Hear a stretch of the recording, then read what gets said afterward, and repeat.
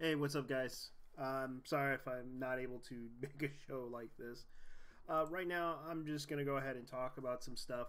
Lately, a lot of people have been talking about this issue for a while. Let's see about Channel Awesome's situation. Now, a lot of people are very, very upset about the situation with Channel Awesome, considering that there's been a leak about information about what happened. This is the not so awesome, the recorded events while working with the guy with the glasses. Now, a lot of people who don't know, it's a website that was created by Channel Awesome, which originally, as I remember, that was the guy with the glasses, which were just video guy people who were content creators who make reviews. It got very popular over the years on the internet, and they went on YouTube because they were like 10 years back, and everybody wanted to become them. Everyone idolized Doug Walker for being the nostalgia critic. And of course, this kind of was sad to hear this story. Now, forwarded. Okay, so let's see here. Thank you for taking the time to read the contents of the document. Within many of the pages are lengthy stories from a number of contributors airing their grievances about the way they and others were handled by working professionally with Channel Awesome and the management, namely Mike Machode, Doug Walker, and Rob Walker. Although the descriptions are vast and likely does not cover every possible story and mismanagement over the course of the 10 years. There are other content creators, both those that were previously partnered with Channel Awesome and those who continue to be partnered with Channel Awesome, who have not contributed their stories to this document, though many of their stories can be found in other places if you look hard enough. There are numerous reasons why any of us would want to share these stories with you. The biggest one simply a strong common belief in the public deserves the right to know about the dealings with the company when much of this was finally becoming greatly public in the middle of March 2018. Many people wanted answers in many different questions, and while it seemed like our Twitter feeds were containing these answers, Twitter is not especially easy to read format, especially when in breach of splinters when new people join the conversation. The number one reason to create a document is to give the audience one solid place to be able to read all these stories, updated directly in the format containing producers, so that you have the most accurate information directly from us. Many would what ultimately goals release the document. This goal may be to have held onto many different. Others may want the management for Channel Awesome to answer for their many egregious behavior. Okay, egregious. Sorry if I can't pronounce it right. Behaviors over the last decade. One goal many contributors share in hope that Channel Awesome would both acknowledge and apologize for their behaviors, both on the public and personal level with the former and current producers. However, we are not necessarily expecting an apology.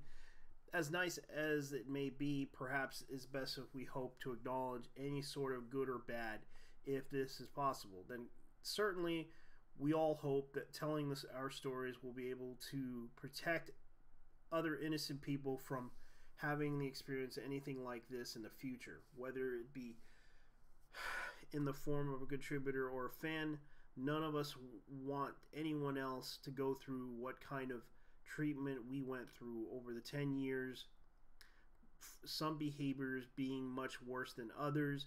We believe that whether you're working with Channel Awesome or another similar entertainment entity, there will be people in this world who do not actually care about who you are more than willing to say whatever they need to say, and do whatever it takes to use you for your gifts and your talents to boost themselves without giving you a second thought we hope that other people consider partnering with an entertainment group that will take.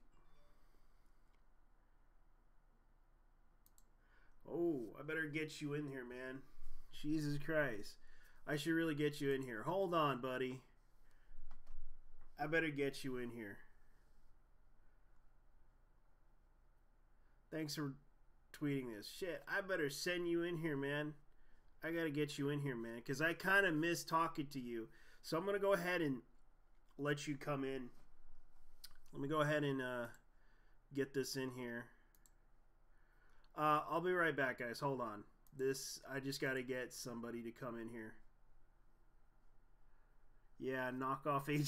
Nigga, this. Yeah. Okay, let me go ahead and do this. Let me go ahead and get you in here.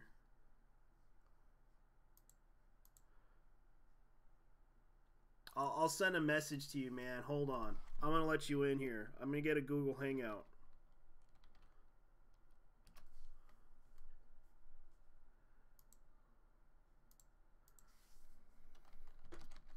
Because I need to talk to you, man. I need answers. Okay, man? I need some answers. I'm going to get you in the Hangout. Hold on, man. I'm going to get you into the Hangout here so I can get you in here. Because I need some answers. Hold on. Let me get you in here. I'm going to turn on the Google Hangout so I can get you in here, man. I'm sending it to you on Twitter. There you go. Get in here, man.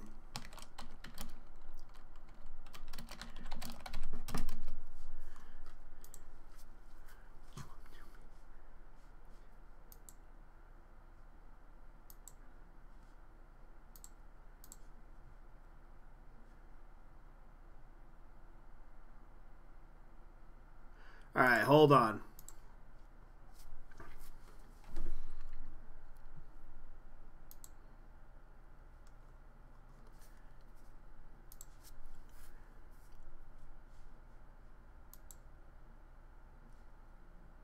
Yeah, I'm sending it in, man. I'm sending it in. Hey. Hey. Long time no see, man. Glad you survived the hurricane, man. How's it going, man? Man, it's been a long time. Boy, you echoing. Yeah, no, oh man, shit. Hold on. Ah, dude, I knew you were about to talk about this stupid ass motherfucker. Yeah, I know. Doug Walker, aka Nostalgia Critic. A lot of people were pissed off with him, especially when I heard about what happened. Oh, dude, have they ever? Even Mr. Metacore himself tore him a new asshole. I know. That was fucking beautiful. I know, especially the money that they spent just to make a stupid game show, and then it failed miserably. Why the fuck would they? It's Doug. Yeah, Doug was low budget on that show. You could tell, especially. Well, not just that, but also the incredible amount of autism that gets involved with a guy like him. Yeah. In other words, this man is incredibly autistic. Yeah. And the reason why he tried to become the AVGN knockoff we know and hate today was basically money and the fact that he's a cunt. Yeah, he was a really big asshole from what I heard from this because he didn't really give a shit about about the people that he was working with. He gave a shit about himself. That was pretty much what I see from this because there's a lot of people complaining about the filming of that one movie that they did. And it turned out to be one of those little, like sketch comedies that they did. Let me guess. It bombed harder than the ABGM movie because it can't be impossible to top that. The quality was pretty bad than the ABGN movie. because the AB Yeah, at James. least I admit the ABGN movie had better quality than that than this because everything was it kind of had that VHS quality. The other movie had just pretty much like the ABGN movie. At least it had better quality than Doug Walker's movie. Oh my lord! Tonight, looks like tonight is one of those days because tonight is one of those nights because I accidentally deleted my 2017 folder. Damn. Wow, that sucks, man. Yeah, and here's the thing: I just bought this 2 terabyte external hard drive. That's not bad, man. For real, I actually needed the space because damn, dude. I know there's a lot of shit that you don't want to store in the computer that you just want to keep out of it. Because not just that, not just that. I mean, a lot of pics that I taken over the course of 5 fucking years. Like, damn, nigga. Well, over 5, 6 Muhammad years, 6 years. Salami subscribe to your channel. Well, thank you very much for subscribing. Muhammad Salami. My salami and bacon, motherfucker. Oh, that's me, man. I got a subscriber. Thank you for following us, man. All right. Yeah, but seriously, salam alaikum, my dude. Yeah. Oh, dude, here's so since tonight is the bullshit show. Yeah. What answer did you want? Like, the meaning of life, or the fact that some people like the what's her name, or what's the fucking vegan are fucking insane. Oh, Nassim Agami, Argram. Yeah. Argram. I felt bad for her because she was pissed off with YouTube, and people were trying to turn, like, a lot of journalists were trying to turn this into like a lover spat rumor, and it just turned out she had an issue with the YouTube system and how it basically, you know, demonetized her videos and everything. Yeah, but she was Crazy. But yeah, she was paranoid, like straight up. I mean, have you seen her page? Oh my god, dude. Yeah. I heard her statements though. She felt that YouTube was trying to oppress her as a woman who was a vegan. And it's like she got a gun and just shot them. That was the weird and strange part about that story, is that the fact that I would say there was no ISIS involved in this. It was all on her own. She went after that.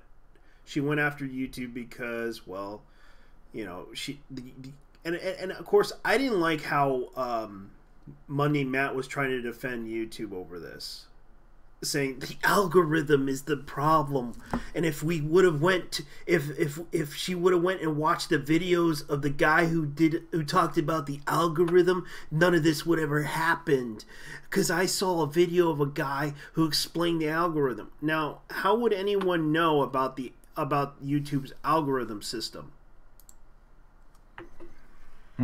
if they would have known about those videos? Not everyone will be aware of it. Sometimes some people are not aware of what they're doing on YouTube sometimes. Or even the lives. Some people are not self-aware. Yeah. It's like, how do I get myself out of the algorithm system of YouTube? And that's the weird thing, is like, a lot of people don't always have the answers. They just go, they either follow the trends of the of whatever they want to do, or they just go with what, like the YouTube challenges, like the masturbation challenge. I can imagine someone doing the YouTube masturbation challenge. Do I even want to know what the masturbation? Oh, no, wait. The current challenge right now happens to be the condom one, and that alone is well.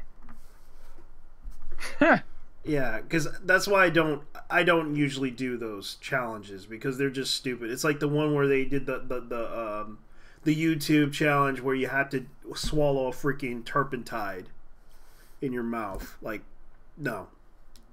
Ugh. Oh, you mean the Tide Pod? Yeah, Yeah, the as a Tide Pod. result, as a result, a lot of the older generations are now making fun of us millennials. I mean, shit. Technically, oh, sorry, I'm a Gen Y myself. So, but yeah, these guys are more or less the reason why the older generations actually tell us that we fucking suck. Well, technically, Stupid. well, Basically, they're saying yeah. it's like I don't even want to do that to kids. Because that kind of, sometimes I would make a joke or two, pull a prank on some kid, but not in that way. Not to make them kill themselves or swallow some freaking turpin pods or something like that. That's just stupid. Tide Pods. Tide pods. Thank you. It's so ridiculous. Sometimes you gotta wonder who's more insane, you or the motherfuckers who do shit like this. Probably the motherfuckers who do this shit. Yeah, it's ironic considering that.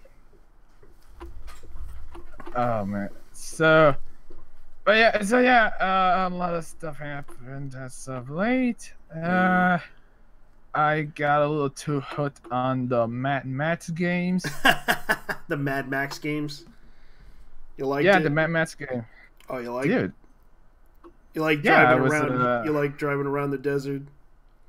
Well, not just driving around. I mean, you gotta beat the crap out of people. True, I played that game. And I'm actually amazed that it can actually run, despite the shitty specs my computer has. Yeah, it runs pretty well on my computer too, but I still have my fair share of issues with it. Oh yeah, most of the lag. Yeah. This game lags. Well, the max you could do is about 60 frames on a 720p, but you can go into 180p and it goes into max 60 or max 30, depending on what your specs are on your computer. I can deal with 30, but 60, unless I buy a high-end graphics card, which is something that will probably never happen, thanks in part to the cryptocurrency craze that's going on right now. I agree, man. I was pissed off with it, but your average. Well, I did find some stuff on eBay that is only like around $200. Like around $200.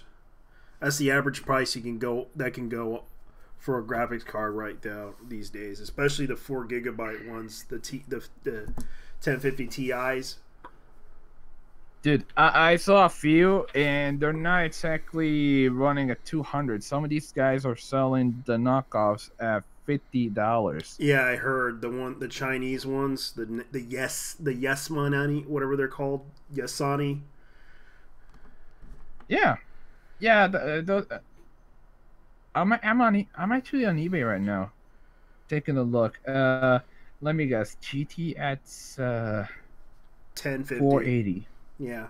Oh, hold on. 1050 Ti. Okay, what's the lowest I can find one? Okay. Most of these are around 700, 200.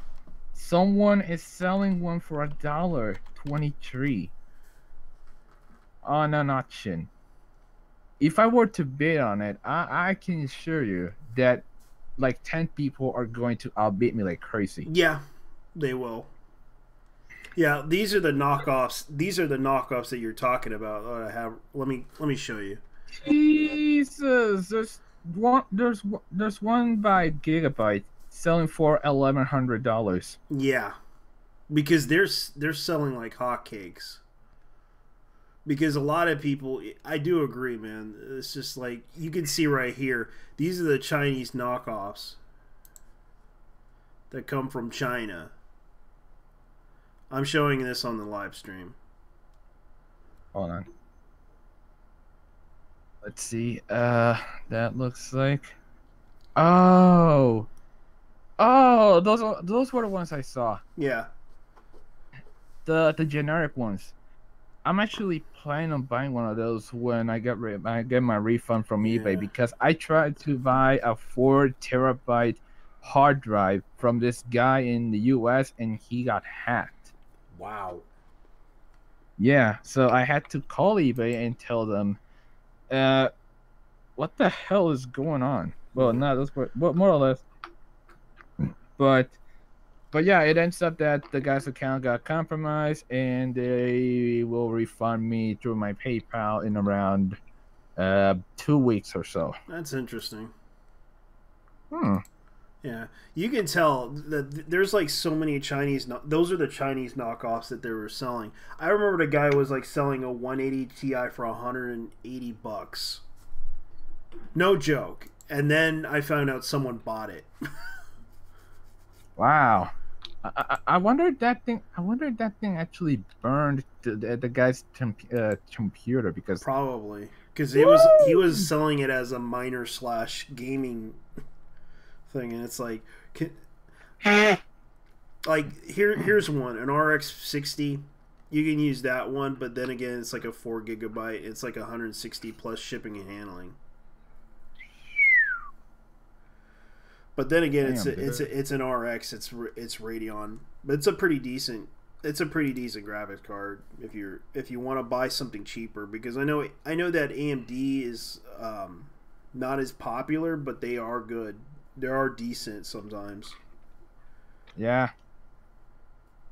Here's the I'm gonna be honest here. Those that one actually looks promising. The one with like $164, but it'll have to wait. I mean, I was considering buying one of those $44 ones, but yeah, I don't know.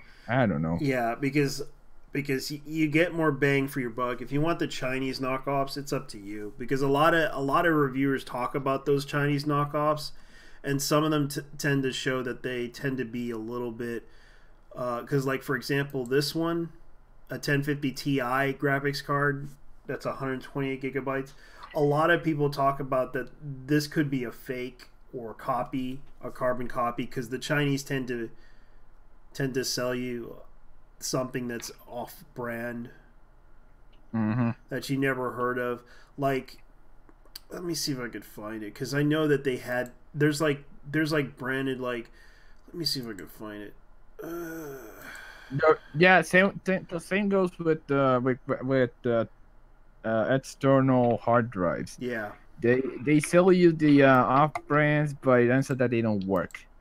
Yeah, they don't work, and you don't even know what these brands are, because a lot of them could be. Because I remember a guy telling me that, because in a video that I watched, that some of these brands could be fake knockoffs, or they just become like they're like the 750 versions. Here's the thing. Consider that these things are from Hong Kong. Yeah. And Hong Kong, as we all know, is the knockoff capital of the world. Yeah. Basically, if you were to go to Hong Kong, you're gonna find Gucci bags for less than that. And video games for less than that sometimes, depending on how lucky you are. Let's see. Did you find any bullshit Kickstarters around as of late? I did, and I also found out that Zoe Boger had a breakdown. Zoe Burger. Yeah, she had a breakdown. She's disbanding. She's disbanding the Lux Gaming thing. She's that chick that does the twerking for Vid's thing. Let me see if I can find any Kickstarters.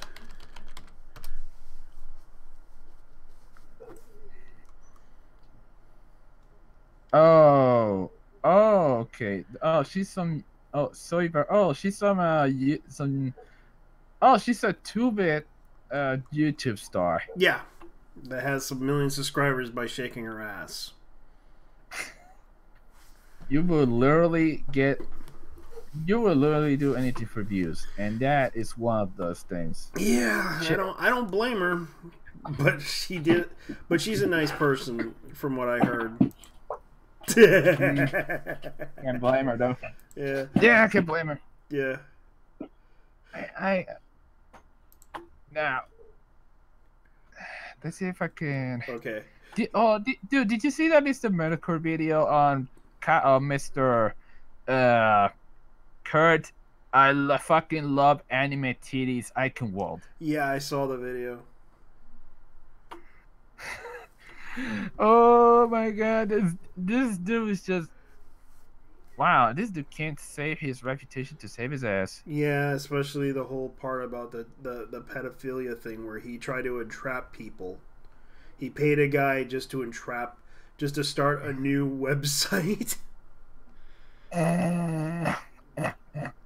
It's like, yeah, trying to get all the pedophiles off the street, but yet you're trying to you donated money to a kid who is basically Damn. Yeah, he donated money to a kid to start a new website. I mean, not just that, but also the fact that he was talking with his to his family about, well, porn, because the man is a wholesome. The man really loves his porn so much so that he will spend an afternoon having a wholesome time with his family, showing them some really showing them some hardcore tentacle porn. The anime connoisseur, no, hentai connoisseur of. I'm gonna be honest. The man is a man of culture. Yes, he is. He is a man of culture. He's a man of culture. Él es un hombre de cultura. He is a man of culture. He really loves his tentacle porn. He really loves his big titties. He really knows. He really knows how to what to beat his dick to. Well, and I wouldn't be surprised if the guy listens to how should I say this? Japanese moaning tapes while he's writing for the New York Times. Yeah.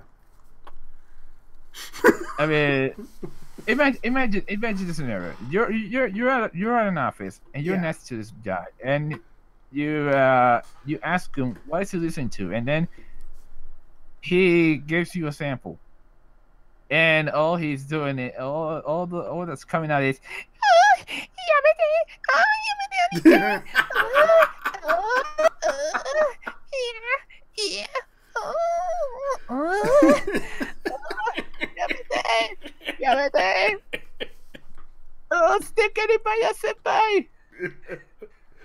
Oh man, I found out there's.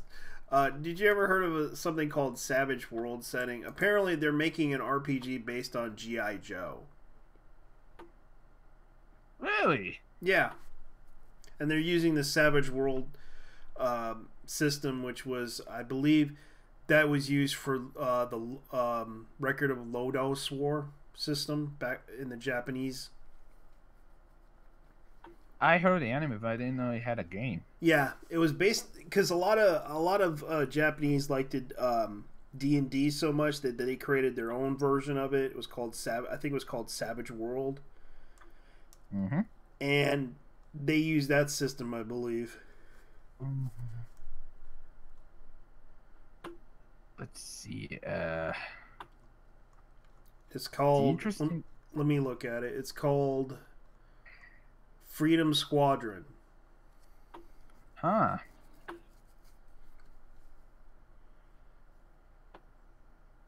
So what do we got here? And it's 36 hours away. It's already been funded. G.I. Joe. And you can tell that you can tell by this image. I'll show you on the live stream. Yeah, I'm seeing it. Yeah, you could see that's Roadblock right there because he had the chef outfit. Because I used to remember him being a Roadblock. Used to there was like an episode where he went to a restaurant where his family went to, or his family owned a restaurant, and he went down there to visit, and then he had to go fight the Cobra trying to take over that restaurant because they wanted to buy them out. It was so funny too. It was like the most weird episode they ever did. And I believe that version that they're doing right here, that's Snake Eyes, that's Sergeant Slaughter, Wannabe right there. Okay, so yeah. The chick in the middle looks like either a Scarlet or Mary Jane. Oh wait, Mary Jane. Yeah. Oh wait, or Lady J. Sorry. Well, it could also be Baroness, but I don't know. Yeah, there is Baroness on one side. And then you can see right here the little Japanese guy right here. You can tell that's the ninja. Oh, you mean Snake Eyes? Yeah. I think that's barbecue. I think they were trying to imitate barbecue, but for a female version. Mm-hmm. Yeah, that's like, I think that side is Cobra. Hey, speaking of G.I. Joe, I think the last thing I've seen that was related to G.I. Joe was the 4Kids anime. The 4Kids anime? Yeah. Yeah, it was. Yeah, it was basically a Japanese anime adaptation of G.I. Joe, but they added so much of it that it was so bad that they actually had to replace some. But then Amy Birnbaum ended up replacing her. That was the chick who played Taya Gardner on Yu-Gi-Oh. Oh, really? Oh, yeah, because they had issues with a voice actress. Yeah. So this looks like an interesting promise of a G.I. Joe wannabe RPG. That seems legit. It seems legit. I would buy it, but then again, you know, I wish I had the money. I would buy it just because if I had the money, because I spent most of my money buying a new freaking what you would call it, a cheap ass video monitor. Because I'm getting tired of this old one because it keeps flickering every time I mess around with it. Let's see, what else do we find? Tech and design. That's what we look at here. A Raspberry Boom atmosphere monitor. An atmosphere monitor. Let's see. Sweet Mess. Okay, so a little mini. Wait.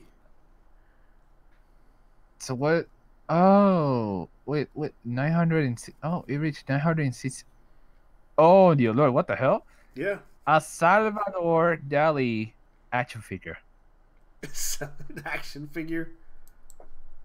Yeah. A Salvador Dali action figure. Someone actually made a figure of the abstractionist, surrealist artist from Spain. That's interesting. Somewhere. Yeah. Limitless communication built for adventure. Why do I feel like somewhere sounds like an experimental underwear brand? Let's see here. Let me look at what they're trying to do. Brain Spa, creative optimist of the Co project in Portugal. Okay. The Geo Mark 1, a minimal durable pen. Here's the thing. Is the tip worthy of the standards? Because honestly, I bought a couple recently, and the tip is the Japanese style, which is actually very, very, very fine, and also very precise. Yeah. And but yeah, there is a wow a Salvador Dali action figure. You know what's fun? You know what's the crazy thing? The dude used to have a fucking anteater as a pet. Wow. Yeah, And this product comes from Quebec, Canada. yeah. This dude was actually off the fucking wall. He was basically the Joan Cornella of his time. Hmm. Well, I'm gonna be honest here. Comparing him to Joan Cornella, the comic artist, it's a little unfair because this man is pretty. Both are pretty famous. Mm-hmm.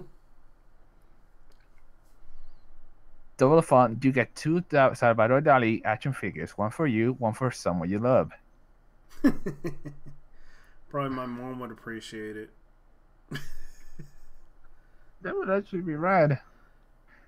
You get a couple of the guys' artworks. Yeah. Oh, dude, I If you forgot to sell tell it you. for okay, so if I give them Canadian dollars for $70, I get 2 action figures. Yeah, yeah. There's like you get two figures if you pay 160 Canadian dollars. You get 5 figures.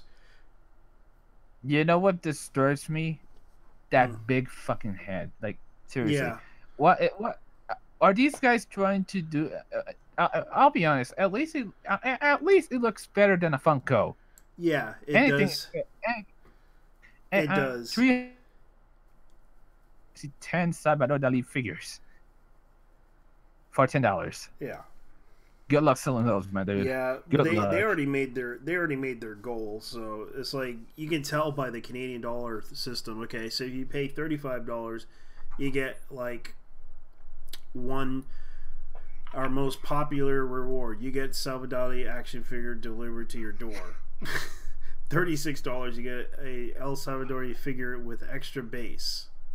I think that's You know, for $320, I expect someone to give me some head while they send me those 10 figurines. I agree, man. I agree. Like a French Canadian hooker in a package. That probably would happen. Okay. Let's see here. What would be a good one to pick out? What do you suggest we should look at? Send me the kicks. Send me the link to Kickstarter, and I will take a look. Yeah, just Real quick. recommend. Let's just you can recommend me a. Let's see here. Let me put it in the side chat here. While I check out, you want to talk a little bit about AnimeGate? Anime Gate. Yeah, go ahead, man. Yeah, so I was checking out that one Angry Gamer article Mhm. about Funimation censoring the shit out of the animes, like and putting social justice warrior Words. ideology. Yeah, yeah, exactly. Like Miss Kobayashi's Dragon Maid. Yeah, I mean, I've seen the Japanese stuff, but I've seen the Japanese version, but the American one. Well, you remember that the guy who wrote this is an SJW. His name was Tyson something. yeah. And then but the thing is, Jamie Marchi was the one who allowed this. She allowed it. Like, this is the same chick who played Panny from Panty and Stocking of all people.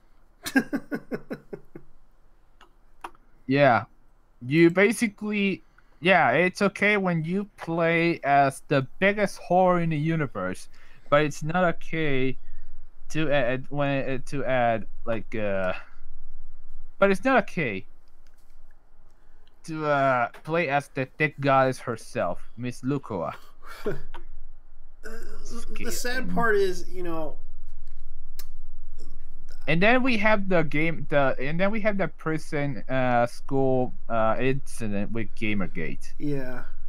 Yeah, the guy who kind of went and thought it'd be a great joke to tell everyone that Gamergate is this and this and this, and it's like I don't really care about that guy anymore because he did piss off the anime fans when he did that translation,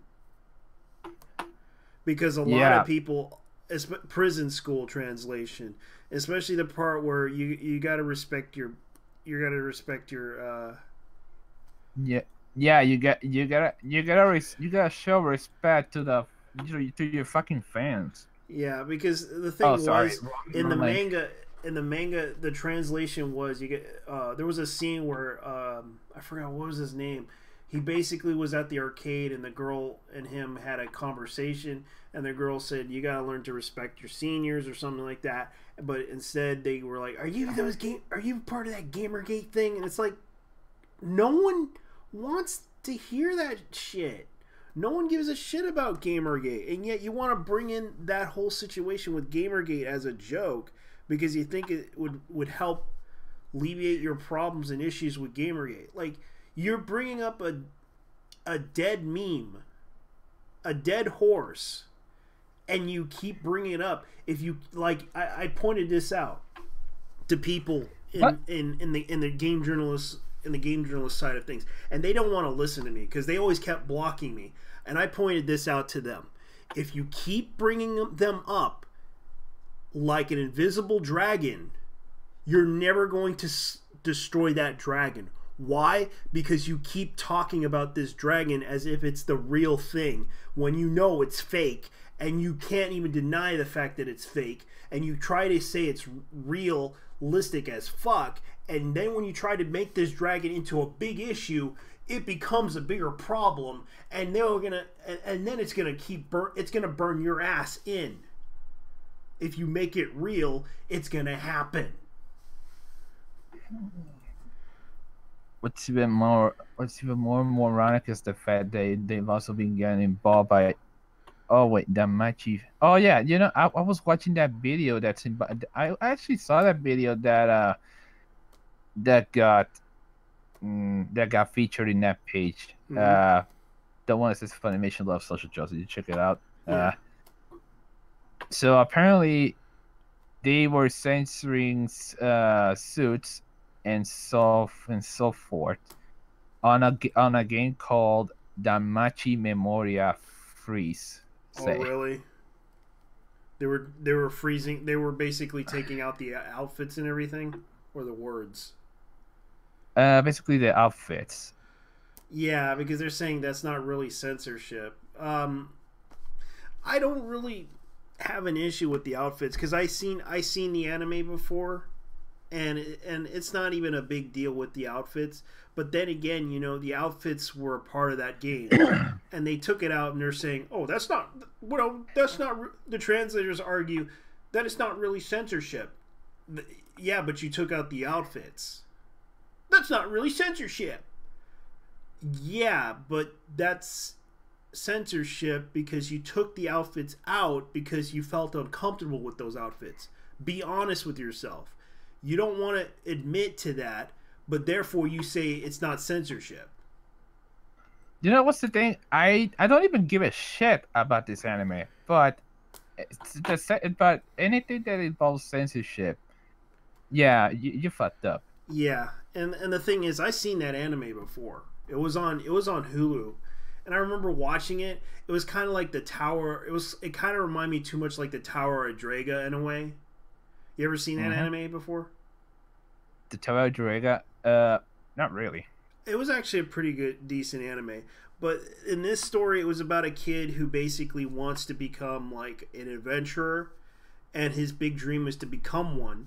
But instead, he ends up meeting this goddess who he was very unlucky, but turns out, he had an ability. The goddess gave him the ability to do better than ever, and this kid was like doing like beyond his recognition. He was pulling off stuff that no one could believe that he did. What the hell is this? I'm reading one of the comments, Mm-hmm. and it involves Jamie Marchi. Jamie March. Okay. Yeah, the chick who played Loco on Mizuki Kobayashi's Maid Dragon. Yeah. And Syndromic says, "What an ugly troll-looking woman. She doesn't even have that much versatility as a voice actor. She has a valley girl sounding voice, mean bitch voice, or quiet girl voice. Her voice resume contains usually the girls that are antagonists to the main character. Yet Funimation likes to troll on purpose and put us the main characters in several key animes. Most of all, fan service anime mostly, when they are better voice actors act on. I don't understand the logic. Do they want to fail that badly?" And AMD aficionado writes, "Weirdly, her fellow SJW voice singer Colin Clickerbeard had a lot of vocal overlap. The problem with Funny is that 3 of the best all-around people acting, directing, and writing are SJWs. They used to leave the social justice out, but now I still chalk this about face up to the Gestapo protesting Funny because of its tangential association with Boogeyman, Ricks, and What the fuck, nigga? What?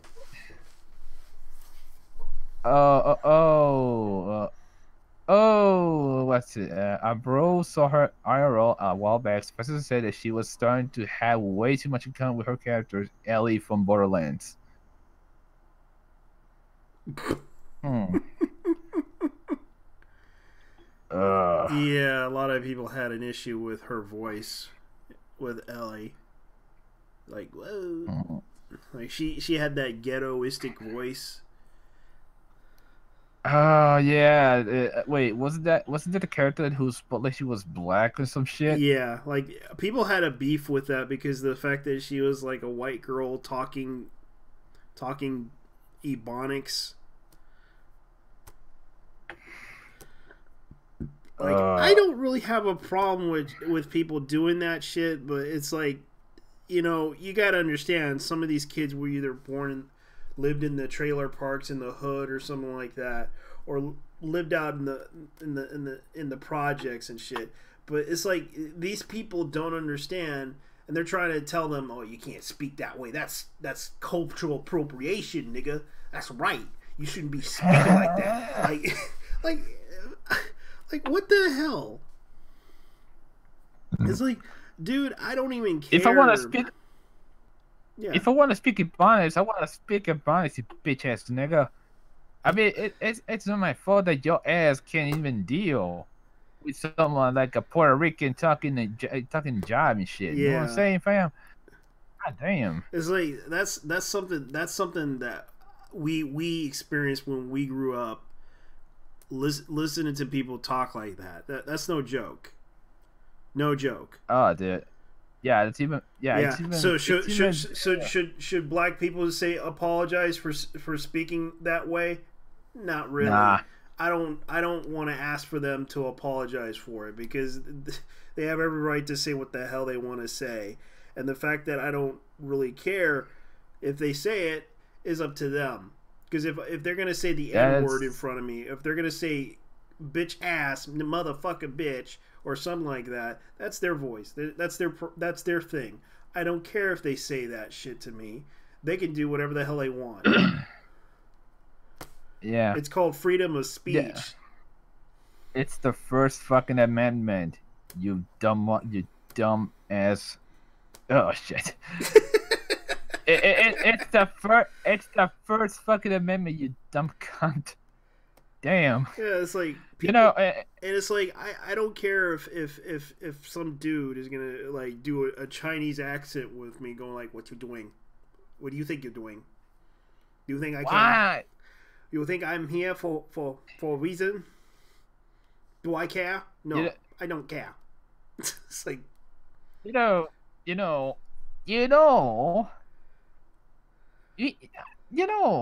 The thing is, you need to buy something or get a full card before I take you out with my shotgun.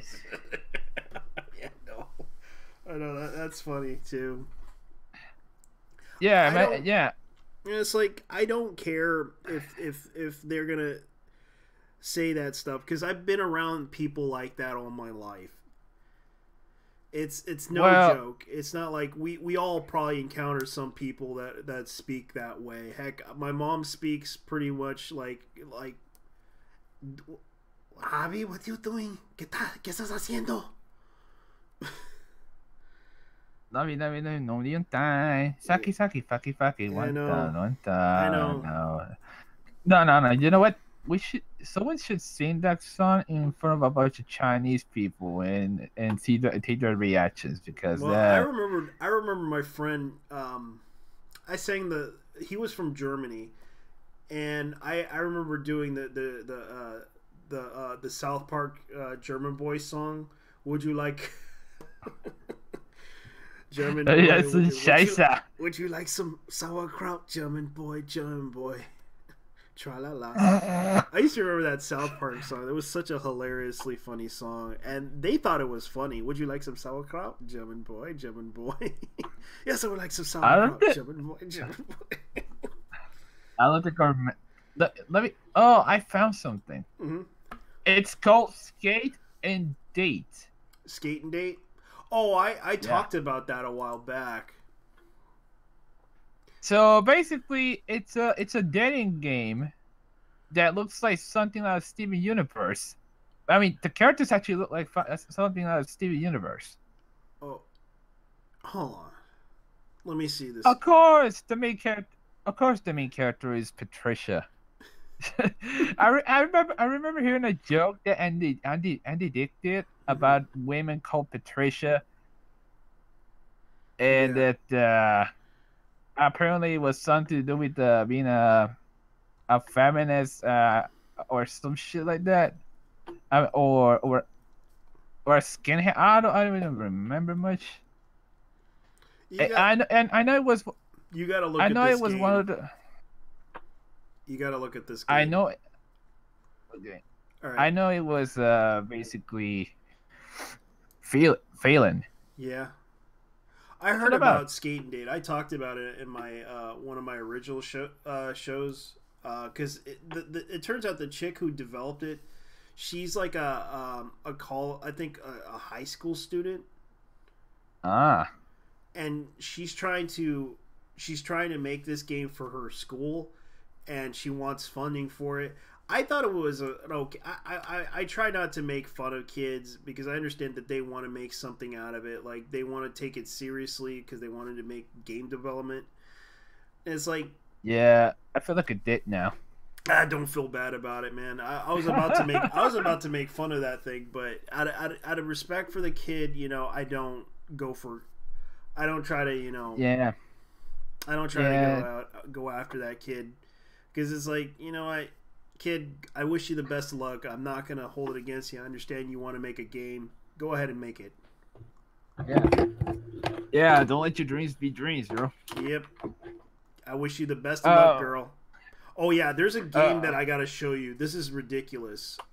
It's called Doberman or something like Doberman. Let me see if I can. Yeah. Like the dog.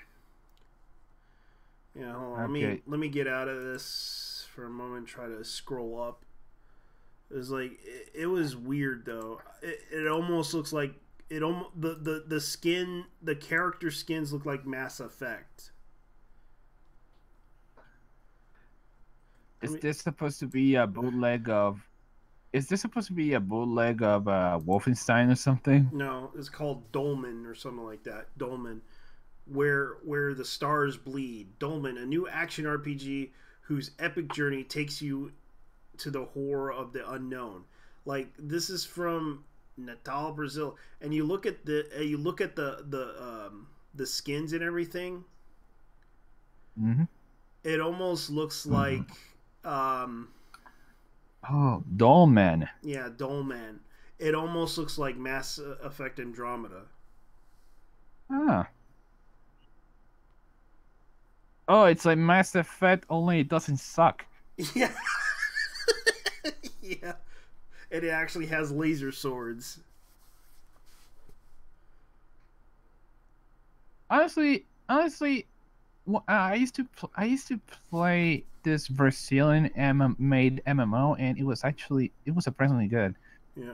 The problem was not many people played it as of late because they didn't do much updates, and the other part was, well, I think they stopped giving a fuck about it. Yeah. Because I was looking at this going like, okay, so you have melee in this one. It has melee and weapons. And it sort of does have that it's Mass Effect meets I think Mass Effect meets whatchamacallit. Mass Effect meets Diablo. Well, not Diablo, but this was a Mass Effect meets Warframe. Yeah. Yeah, because you look at this and it's like you could tell that you can look at that little armor right there. That the armor is kind of almost looks like something from Mass Effect Andromeda. Yeah, it also looks like something from Dead Space. Yeah, from Dead Space Or and Gears of War. Yeah, yeah, but there's also the fact that it has the whatchamacallit. It's as if someone from Mass Effect that decided to go to Brazil, live there, and make their own game. But except it isn't Mass Effect, and you can tell that this guy made some weapons and everything. It's like melee weapons, range weapons, mechanical armor. Dude, the freaking enemies though. Yep, organic armor. Yeah, this definitely is Warframe.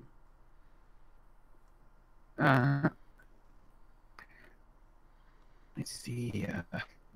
Got some weird looking guns. Sorry about that. That's alright. Oh, check out the new sneak pass though. All right, so you got online co-op and PvP. Yep. At least it's not mandatory. Like, what's the name of that EA game that came out a while ago? Anthem. No, it was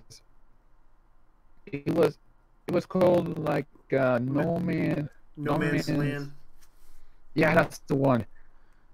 It ends up that a friend of mine bought it, and the guy, I'll be honest, the guy was a fucking idiot for spending $60 in that game because nobody else played that in my neighborhood. Oh, really? No one. Yeah. Then again, not many people actually have a PS4 that I know of. I have a PS4.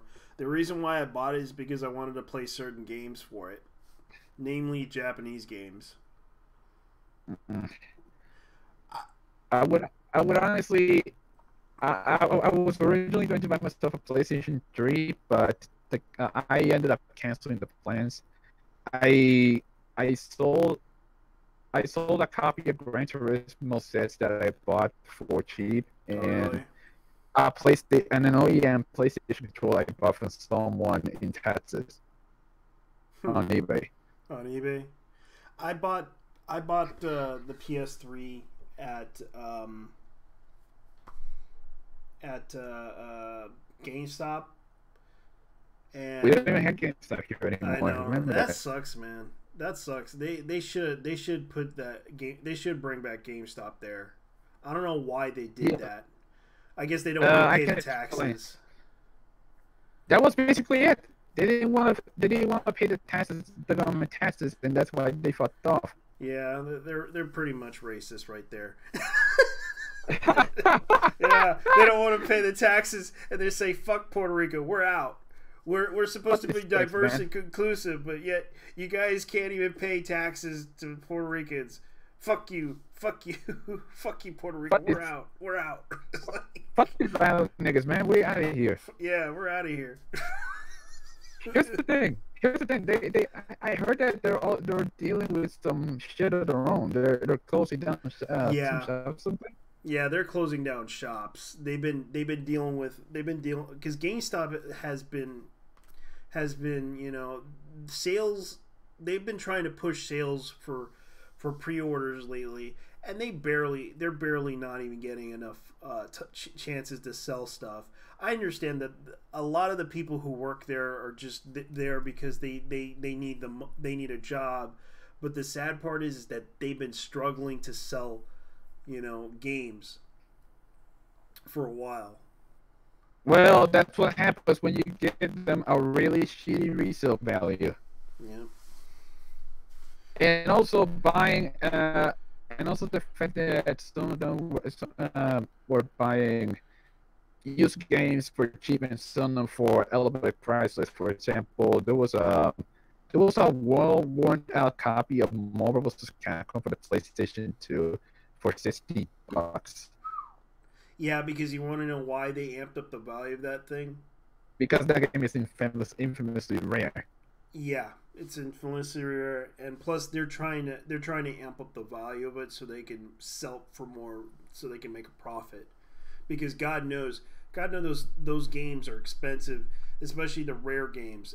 I was lucky to find whatchamacallit. Let me see if I can remember. It was World of Warcraft for PS.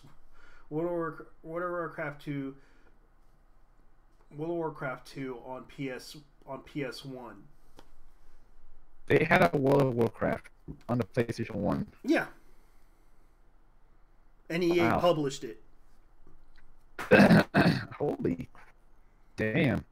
Well, this was back when EA.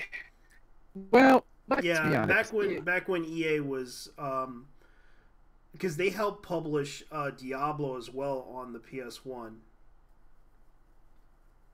This was back when EA wasn't as scummy as they are right now. Yeah, they weren't. They decided to go at it their own way. They decided to buy studios and try to. But luckily, Blizzard stayed out of their way and they became their own entity. But then again, they merged with another. They merged with Activision Blizzard. And we all know what Activision does these days. They haven't gone over the curse of the last Tony Hawk game. I know. That game was a mess. It was. It was a mess. If you wanted a game that was messed up, you might as well buy Driver. That game actually more or less killed Atari. Yeah, it did. Let's see what else we're trying. Unbroken, a solo game of survival and revenge. Yeah, I wonder how these people can sleep at night making this game because the you can tell by the body armor and everything almost looks like Mass Effect, and I have a feeling EA will do a lawsuit against these guys. Dude, speaking of, I saw something that was pretty fucking unreal. I did on Facebook publish it, but I didn't know that. I didn't know how bad it really was. Yeah. Someone in Arecibo who works for the media's office Hmm. did an image of. You know what? I'm gonna send it to you because it's unreal. It's unreal. Like seriously, it's unreal. It's basically. Let me find it real quick. Basically, it's what would happen if Bart Simpson did it with a Pip Boy or a Pip Girl. Oh God. Let me see if I can find that. Let's see. Hmm. Anyway, I saw it in person today. You saw it in person. Yeah, and it was something else regarding. Well, how bad it really was. Like if like if Batista and Fox were to see this, they would they would shit on this guy. Let me see. I'm looking for the pic real quick. Ah, there we go. It's on Skype. No. Uh, I'm supposed to post it. All right, Okay, post it on the side chat. let me post it. Let's see if I can. Yeah. I'm gonna send it to you on Skype because it's. All right, hold on. Let me go ahead and trans over to the Skype. But I gotta block this because I don't want anyone to know what we're looking at. I don't know. Hold on, guys. Technical issues, but. There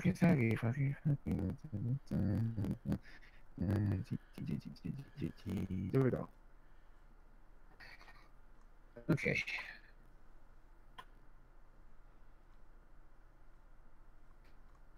Sarge, where are you, man? All right. Well, here it is. All right, hold on. Load this up because this is slow as fuck.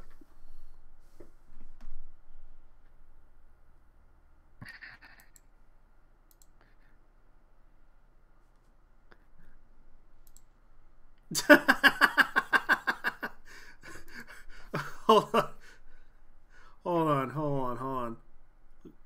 Pit almost looks like Pip-Boy, except it isn't. I'm gonna try to load this up for a moment. Hold on. All right. It does. It does. You sleep. Yeah, it does look like Pip. It does look like Bart Simpson with a Pip-Boy on it. Yeah, with a Pip-Boy. With I have a feeling. I have a feeling that this would be someone would sue this. It's insane. Basically, someone chopped off Bart's head and then glued in what looks like a random Pip-Boy head from Fallout Shelter into it. Yeah. Oh yeah, that's the article about game censorship. And let's be honest, it isn't the first. I mean, we know what happened with Dead or Alive 5. And we also know what happened to Dead or Alive 5 when they poured it over on Steam, because that game has some fucked up DLC in the way that. Yeah, and it's expensive too, because I remembered looking at that thing, and the computer requirements are definitely just crazy. I mean, fucked up in the sense that you guys spent a shitload on them, like. And then there's the the huge amount of DLC, like straight up like 50 packs. Most of them are clothing. There were a few. One that was the Keijo one. Yeah. All right. Let's see what else we got here. I'm gonna close that down. Check out our new series, Down Momo Beginning Adventure Class by Crunchyroll. The feature advised by then removed the English release. Thus, technically, Crunchyroll could be reported to the Federal Trade Commission for Advertising Standard Authority of false advertisement. Check out our newest series on Crunchyroll. If you can file a complaint using oh shit, they're in trouble. Okay, because Danmachi Memorial Freeze is currently available right now at ISO devices. You can talk to characters in game, right? not at all. You can touch their heads and bodies. If you were unable to watch the trailer, and I have a feeling they're gonna take this video down soon.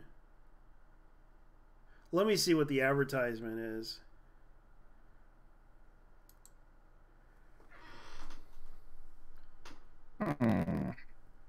Choose the form of your destructor. I'm checking out this tweet by Anime Outsiders. Yeah, because I'm looking at this and I'm looking at the video. It's loading. The Dano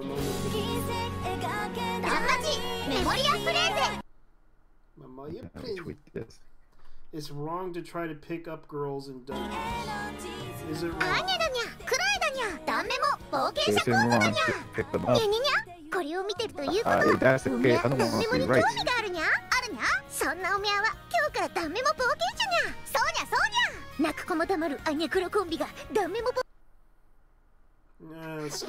It's lagging. I hate that. Check out this post. Check out this post on Twitter. Post on Twitter? Hold on. Yeah, I'm just looking at the video because... Alright. I'm just looking at the Don Mochi memorial freeze. Yeah, after that, you need to pick your, the form of the final boss. Yeah, because I really need to fix this computer. Alright, let me look at Anime Outsiders and see what they're doing.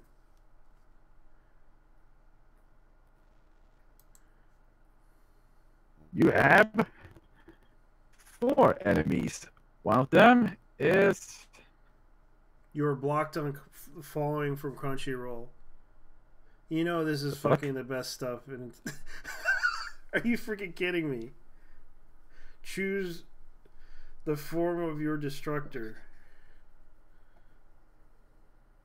Alright, so the first one... The fuck? Really? Holy... Oh, there we go.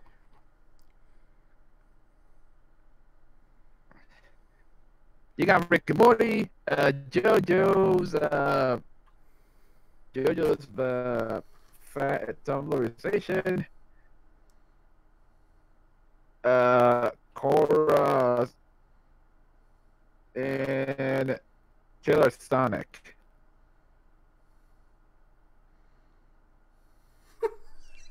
How the fuck did you get off from there, man? That's weird. How do they do it? How do they get all the pictures in there? No, I mean, did you actually get bluff from these guys? Trans and proud.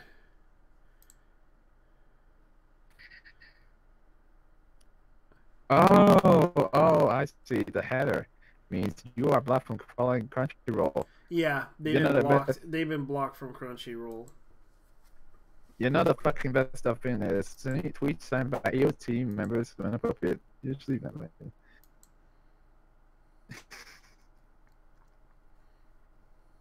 So you got part 5 of JoJo, but it's a blaxploitation film, a really bad one. Korra. How the fuck is that an anime? Korra. Oh, that's they considered it an anime because it was drawn by a bunch of Koreans in an animation studio in Korea. If that's the case, we should call cartoons Korean anime because that's exactly what they are. Most of them are being done by Koreans. Yeah, it's done by right now there is an animation studio. There is some anime studio that's in China, from what I heard. Lately, they've been doing anime style Chinese series. You are blocked from the following for the country rule from viewing tweets. So Anime Outsider, you know the fucking best stuff here. Tweets signed by AO team members, appropriate, usually operated by Jackson F. So they're basically Let me see what Anime Outsiders is.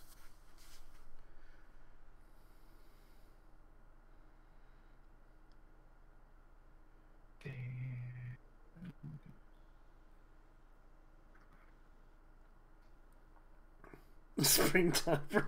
So they're basically a parody.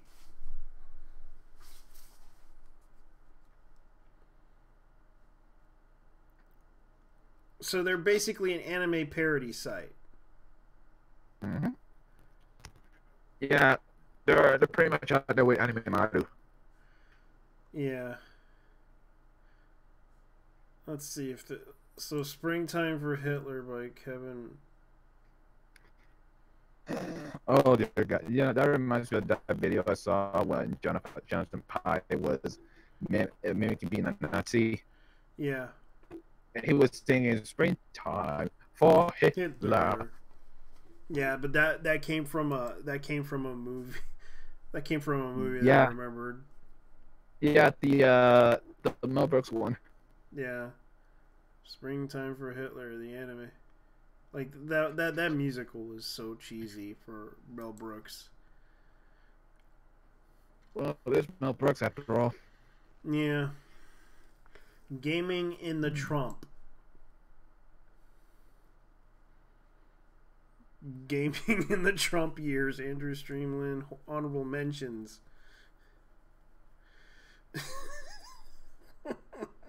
Number 5 is Hollow Knight. Let's see. How far are they in? Shovel Knight, Spectre of Torment. Hat in Time is number 2. Sonic Force is number 1. Yeah. I'm looking at their website. It's like, how can Crunchyroll get upset with this website for some reason? Maybe they can take the bans. They can take the shit posting.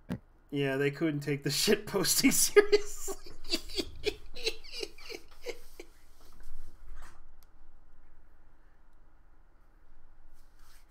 Boys.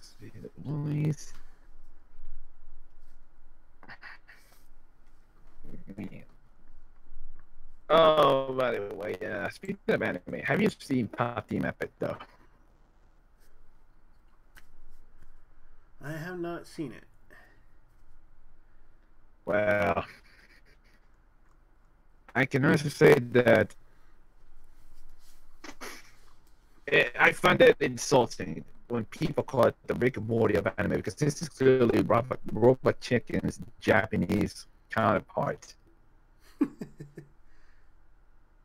I honestly never got to see any new anime lately. The only animes I just seen were mostly mecha animes. Actually, I think I remember they did a couple of Gundam references. Yeah. I know they did an initial D, 2 initial D references. They did a Final Fight reference with one of the kids being Captain Hager. Yeah.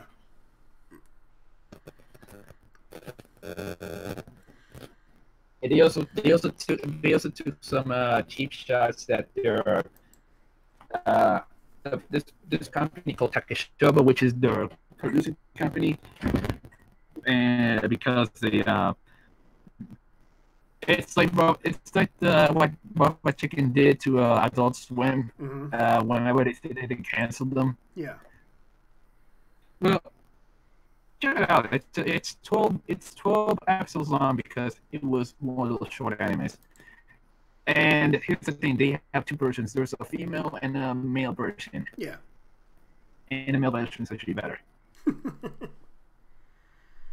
In fact, they changed voice actors as well. In one episode, you will find the voice actors for Cell and Frieza.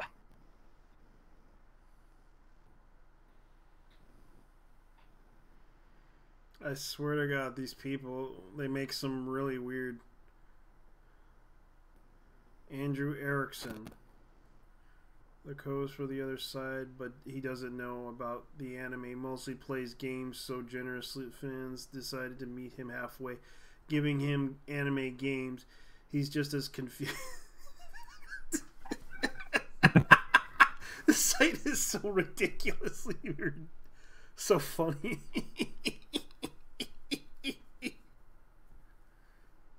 It's like if I tell them about old ass animes that I picked up, I have to admit this is pretty much a parody site, but I'll join their Discord just for laughs. Well, if you want to join or not, well, if you want some primo artismo, yeah. If you want some primo artismo, you can also join the Andy Dvorsky's The Liberalist Discord. I do not want to join Andy Dvorsky. Out of respect for him. Out of respect for them, they'll. Dude, if you don't, he's gonna come in and shoot you in the head. Oh wait, he only does that. Yeah, because I can imagine Andy Dvorsky showing up with his group of people trying to convince me to go on a blood sport with him and talk to him about something weird. Oh my lord! I ironically like the. Well, I have seen a couple of the episodes of Blood Sports, especially the monthly gym, and they are fucking hilarious. Yeah. Honestly, what made the morning Kumite personally, Tanaka did a good job, but let's be honest here. Andy Dvorsky and Jim are the two guys that made it what it is. Well, the thing about that that series is that it's a live stream that basically it's about debate, and yet people think it's something else. Yeah, it's Fight Club. Yeah, it's a Fight Club. But you also have to realize that they're trying to do the I got you thing. It's basically a shit posting contest. Yeah, a shit posting contest to see who can shit on the person more. There was one of those episodes. This dude who wanted to go after Mr. Medical, and he was the very definition of a soy boy. It was ridiculous. Yeah. But he found out the hard truth. Hey, it's J-Man time. Yep. Who does the nuggification? Damn. Yeah. Right, see some oh yeah. Here's a funny thing I gotta show you. This is something I did. Because I did a comparison of. Guess who that I made a comparison of the shooter and the YouTube shooter and the notorious shooter that everyone idolizes and memes a lot. I got a better one, and it involves face comparison.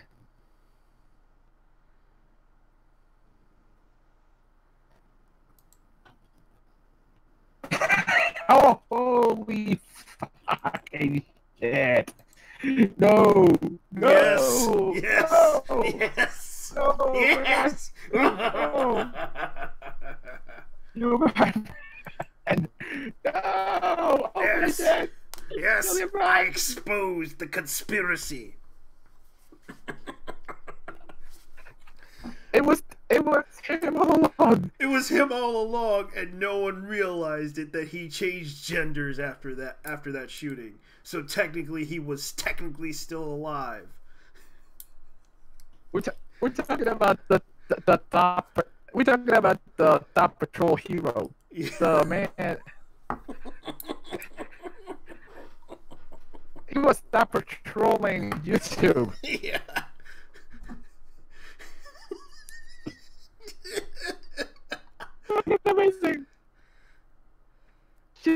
those thick eyebrows, though. God damn. Yeah. But here's the thing. Here's the thing. Here's the thing. That bitch was crazy, man. Especially when it came to her vegan diet. This is what happens when you're a fucking vegan. Yeah. You lose protein, which you need to think right. Otherwise, it'll fuck you. It'll fuck up your brain. Yeah, I know. And the weird part about it is that, oh boy, what the heck? Ronda Rousey is making a big impression in her WrestleMania debut. Oh Lord! Oh man. Wait, is Ronda Rousey still fighting in the WWE? Holy shit! Yeah. Let's see. I actually went to a wrestling match last Saturday. How was it? Well, it was okay. It was okay. It was like the third time I met up with Vito Yavica and Carlos Colon. And Caribbean Cool Carlito showed up to defend his cousin Primo, who was being stripped of the championship. That sucks. And oh wow, it was dude, it was complete fucking pandemonium over there. They were actually fighting near us. Man. They were actually fighting near us in the bleachers. Like, damn. They were going all hardcore. Yeah. Well, not as hardcore as Lightning against Gilbert, who. Here's what happened. Gilbert, one of the wrestlers of the WWC, impaled Lightning with a sharp object, and as a result, he bled all over the ring. Weird. No, it was crazy. The dude was bleeding all over the floor. Yeah, that is hardcore. It was. And that is the you talked about this, the ultimate gaming grip for the Nintendo Switch. The Switch? Yeah. The game? No, look at this. It's look at this. It's basically a peripheral for the Nintendo Soy Boy. I mean the Nintendo Switch. The Nintendo Snowy Soy Boy. You had to say the Nintendo Soy Boy. I have not seen it. Let me see this peripheral you're talking about.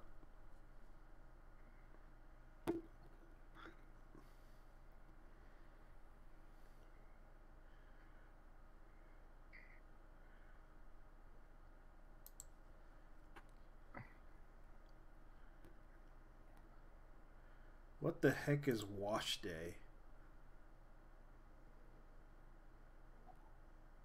Okay, Wash Day is a slice of life comic that pays tribute to beauty, endurance of black women and their hair. What? Yeah. This is called Wash Day.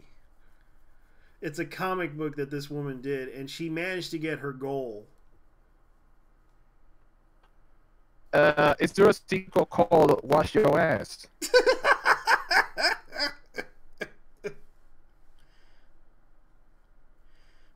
I mean, let's be honest with ourselves. I know.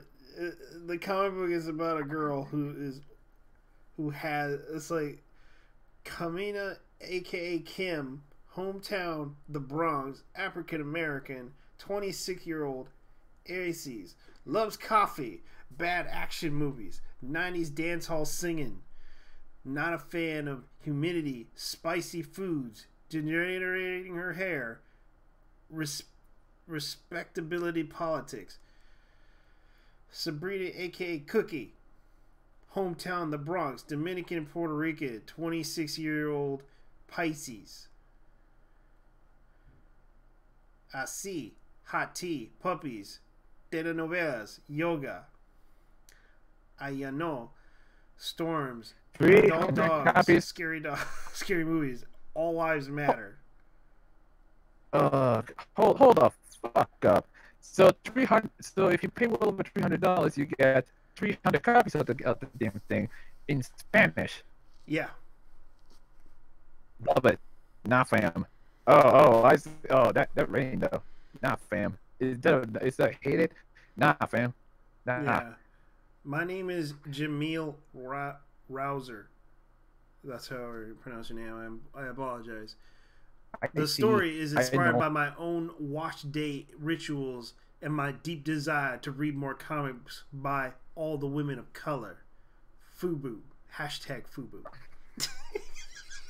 So I decided to follow the words of a great Toni Morrison. If there's a book that you want to read but hasn't been written yet, then you must write it. I'm a black... Of course. Yeah, and here's another one.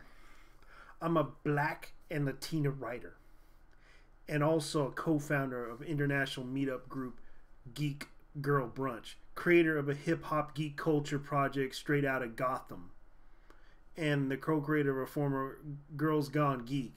Grew up around the world as a military brat, and I rep the Bronx and live in South Florida. Most of my free time I spend dangling my hair and watching anime, Twitter and Instagram. Okay, Robin Smith, the artist. Talented artist Robin brought Wash a Day in Life as the most beautiful, sensitive way. Robin decided to pursue comics so she could tell stories and highlight her personal social aspects of black womanhood. In those very facets that she saw, Wash Day, she drew a project.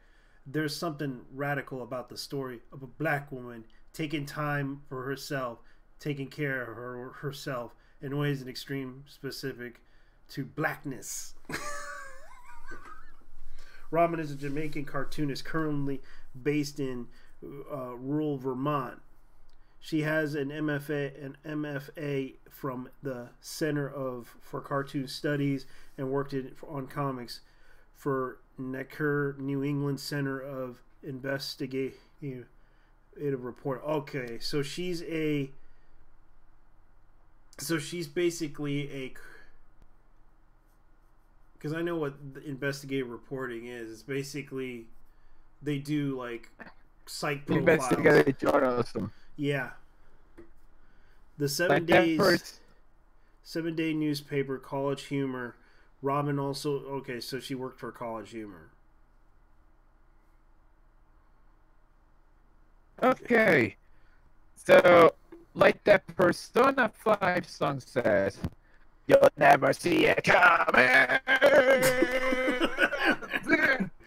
Yeah, let me see. She also, let's see, she her mini comic, The Saddest, Angriest Black Girl in Town, currently working on more weird autobiography stuff, holding the dreams of returning home to the ocean, Instagram and shit. J.A. Michelin, editor, script editor. Wash Day script. Okay, so she's the story and script editor. Refined editing. Otherwise, Michelle or Jam, her own hair, huge portion of her self-identity and self-love. Okay, I would say that this is something weird. Okay, so Jameen Gill, okay, so it's Jomente Gill or Gilly. Jamila. Okay, Jamila Gill, Spanish translator, sketch goal. Dude, take a look at this. She's an Afro-Cuban creator and editor based in Portland, Oregon. Yeah, they do exist. Of course, there are black Cubans. We actually had a few. Yeah. Anyway, they had to call themselves. I know a black woman who hates calling herself Afro-Cuban. It's like, because a lot of black people hate being called Afro, because that refers to their hair. as a joke.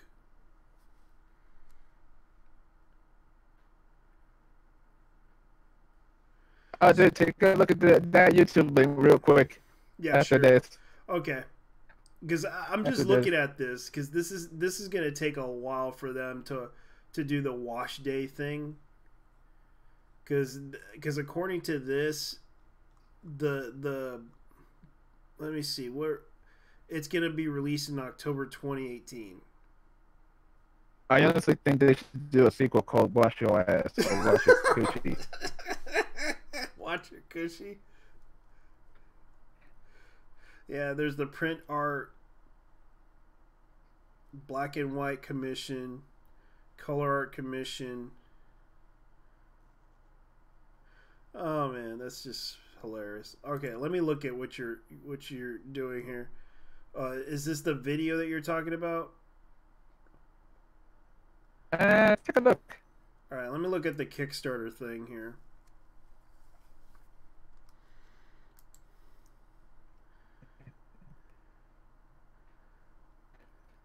Oh, I've seen this before.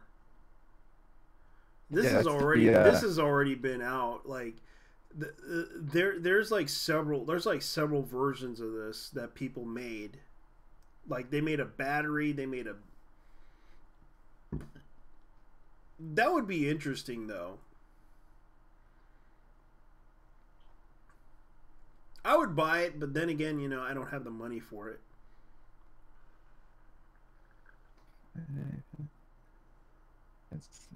Because it is a decent idea though. Yeah. If we were to use this Switch. Yeah. Well, you get a case, you get buttons and you get a grip, buttons and a case. And you get a smiling soy boy right at the bottom. Yeah. Well, and speaking of soy boys, that YouTube link I sent you, it's from it's one of the best things I've ever seen, and I know what you can. I saw it watching religiously. All right, let me go ahead and see what you linked here. The YouTube video that you showed me.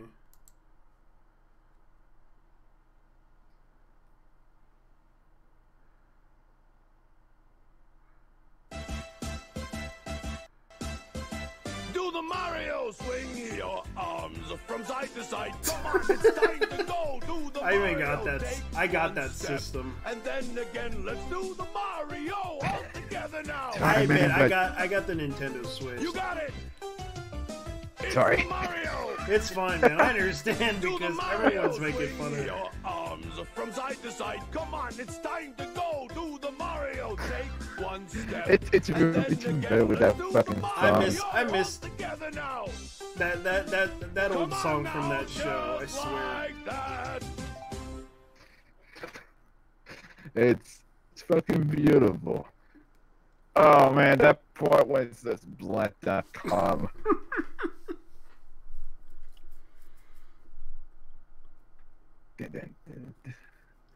I know this is sometimes the most ridiculous thing that they ever did. Oh, Somewhat. Oh dear God, that one with the fucking Star do Wars. Soy Boys now? Yeah, that ain't no soy. That's a swole boy. Swole boy. Swole. Let's see what else. Let's respect elves. Let's see what you're trying to show me here. I really don't know why they added that Nigel Farage bit though. Okay, this person that went on a massive Twitter rage because the artist drew Vivian James is now part. Now we are here exposing as a yet another sex pest. Yeah, I heard about Tony Roca. I talked about her in my video, in one of my old videos about her. A lot of people didn't want to view that video for some reason. They really hated that video. because a lot of people don't realize she used her. What pissed me about this woman, she used her identity to sleep.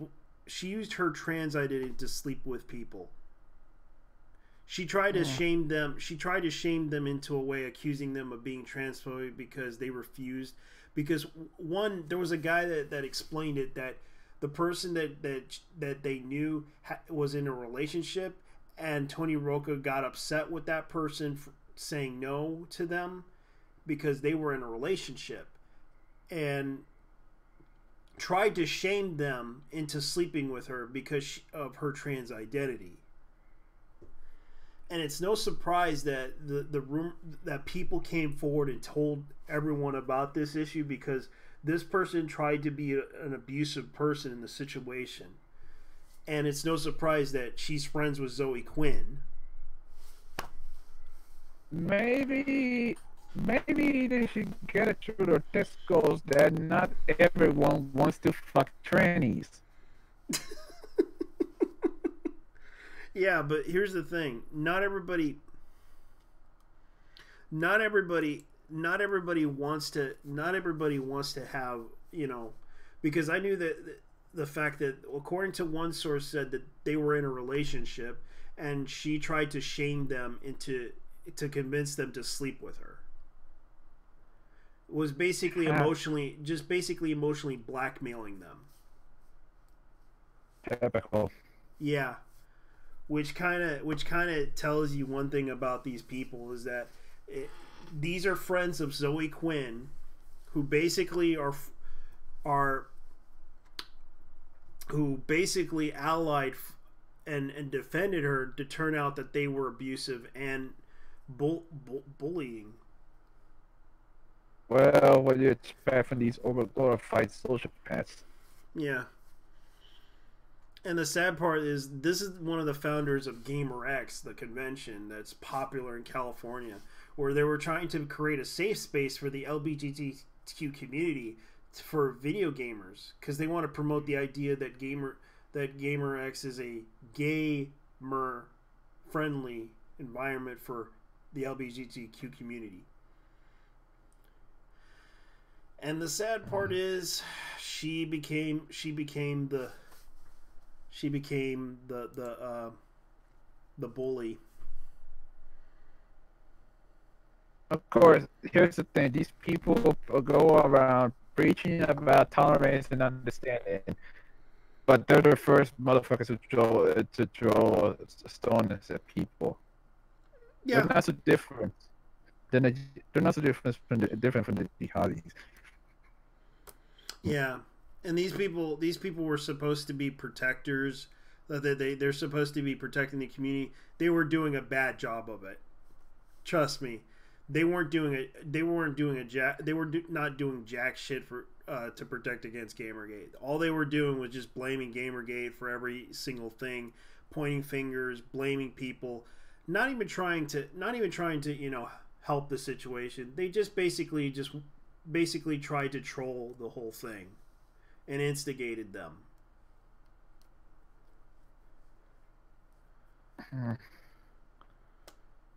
You know, even the fucking president got into the bandwagon regarding blaming video games. Really, Donald? Really? Yeah. Surprisingly, Anita Sarkeesian came out and said, "Oh no, I wanted to. This was the same exact thing that you were doing, Anita. But now when Donald Trump does it, oh yeah, you wanted to defend him. You basically wanted to control the medium yourself. You wanted to become the person in history to basically say that you wanted to take over and censor and convince people to censor video games.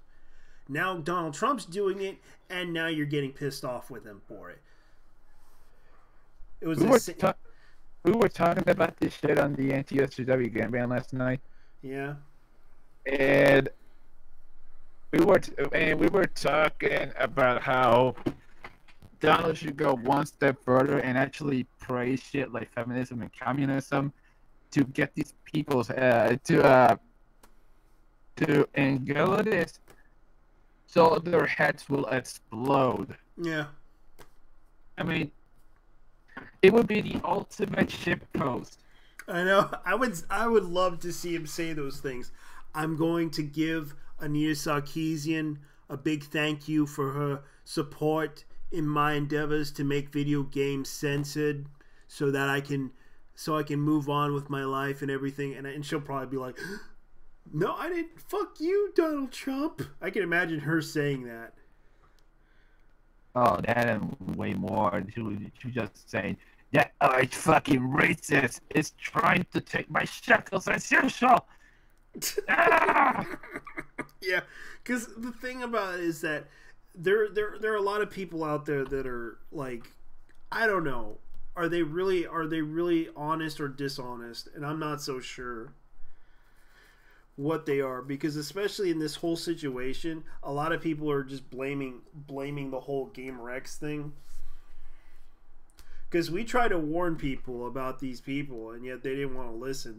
They just assume, oh yeah, these by the way, these people are. They tell everyone, oh, by the way, these people are harassers. They're trying to hurt people. Oh my god! And then you find out that these people are doing worse than that. They were grabbing bitches by, like, Tony Roca became Donald Trump 2.0. Like, she was grabbing bitches by the pussy.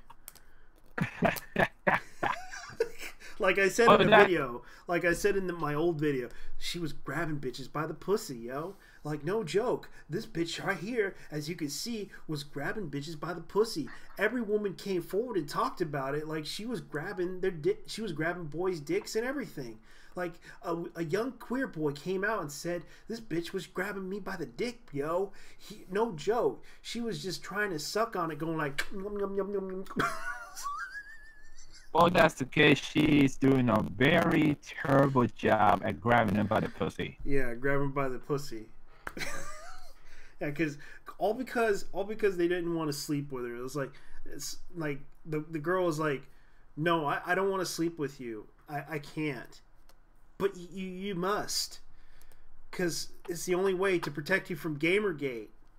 You gotta sleep with me because it's not progressive. It's not progressive enough. We got to show that we can be progressive by sleeping with me in order to protect you from Gamergate, because it's the only way to protect you from Gamergate.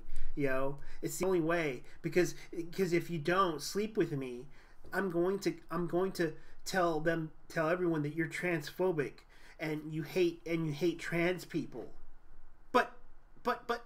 But no buts. You need to get down on your knees right now and suck my girly penis. But you can't. Yeah, you must. You must do it. In order to do it, you need to suck my girly penis off right now, little woman. You need to. Damn. Yeah, I hate being cruel. I hate being mean with that, but that's the truth, though. No. You're not being cruel. You're actually roasting the fuck out of these people. Yeah, I'm roasting the fuck out of these people, because you want to know why? Because this person tried to take advantage of their identity. Just because it doesn't matter. Heck, I wouldn't use my identity as a Hispanic male to use that as an excuse against women who are a different race than me, trying to tell them, oh, you don't want to sleep with me because I'm an Hispanic male, or a dirty Mexican, as you call me. Dirty Mexican. Yeah, like they would probably do that. Like I wouldn't do that. I wouldn't. I'm sorry if I said that, but the thing is like, don't fucking apologize. Don't. Because I'm pissed. Because it's like, I wouldn't call any woman racist if they say no to me. If I ask them out on a date and they rejected me, I would just move on. I would be, okay, fine, I'll leave you alone. I'm sorry to bother you. I understand. Bye-bye. I'm just gonna move on and live my own life. Because I wouldn't accuse them of being racist towards me if they said no to me. That's exactly what she was doing. That just means that they're not into you. And I learned that myself. Oh, and I actually learned about that shit myself.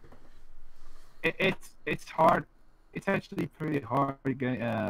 In fact, it's actually very hard to find someone, especially when you're very socially awkward. I Yeah. don't want to say socially awkward, but yeah, socially autistic. Yeah. And I leave people alone. I let them live their own life and let them be and focus on what I love to do with my life. And if heck, if I ask a girl, hey, you want to hang out and drink coffee or something, or go down to the bar and go drink some stuff, if they say yes or no, like, I can understand. They don't want to hang out with me. They're in no mood to hang out with me. That's fine.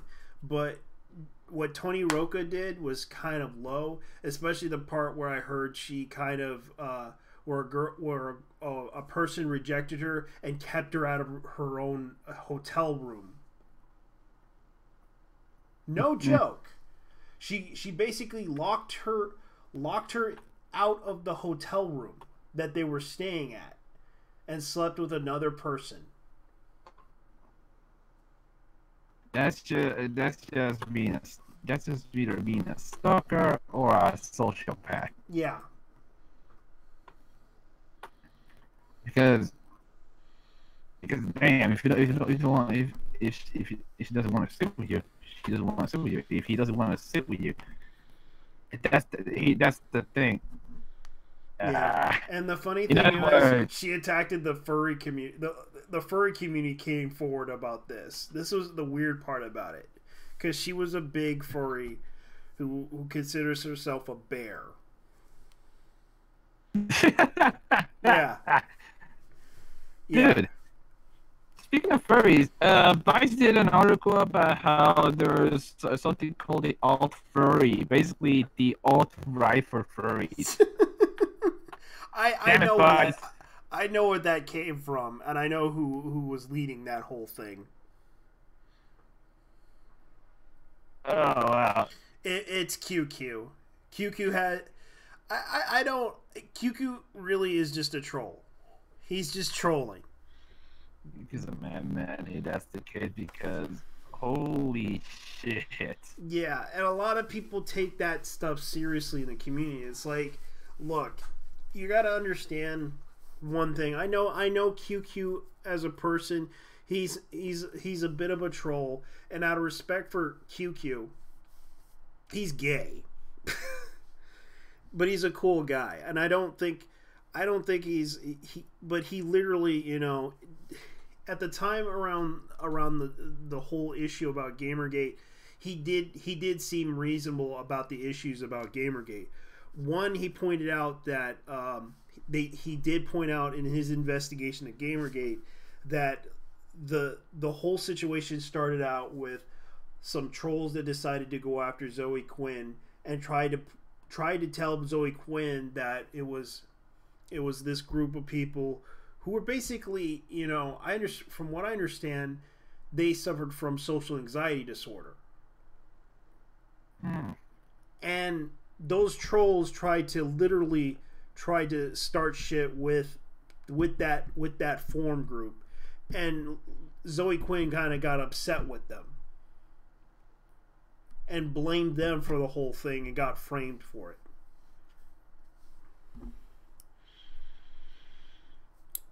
Well, I would go as far as, well, here's the thing. What do you expect from someone who slept with 5 guys? I mean, we're talking about Diamond's prime here. Well, here's the thing. I thought it was kind of funny, the whole April Fool's joke about her book being nominated for a Hugo. I thought it was funny. Oh man. It was funny too. Someone nominated her book that she wrote for a Hugo for science fiction. Because it's literally a book of fiction if you read the whole thing. And yet they're publishing this book thinking it's going to be great.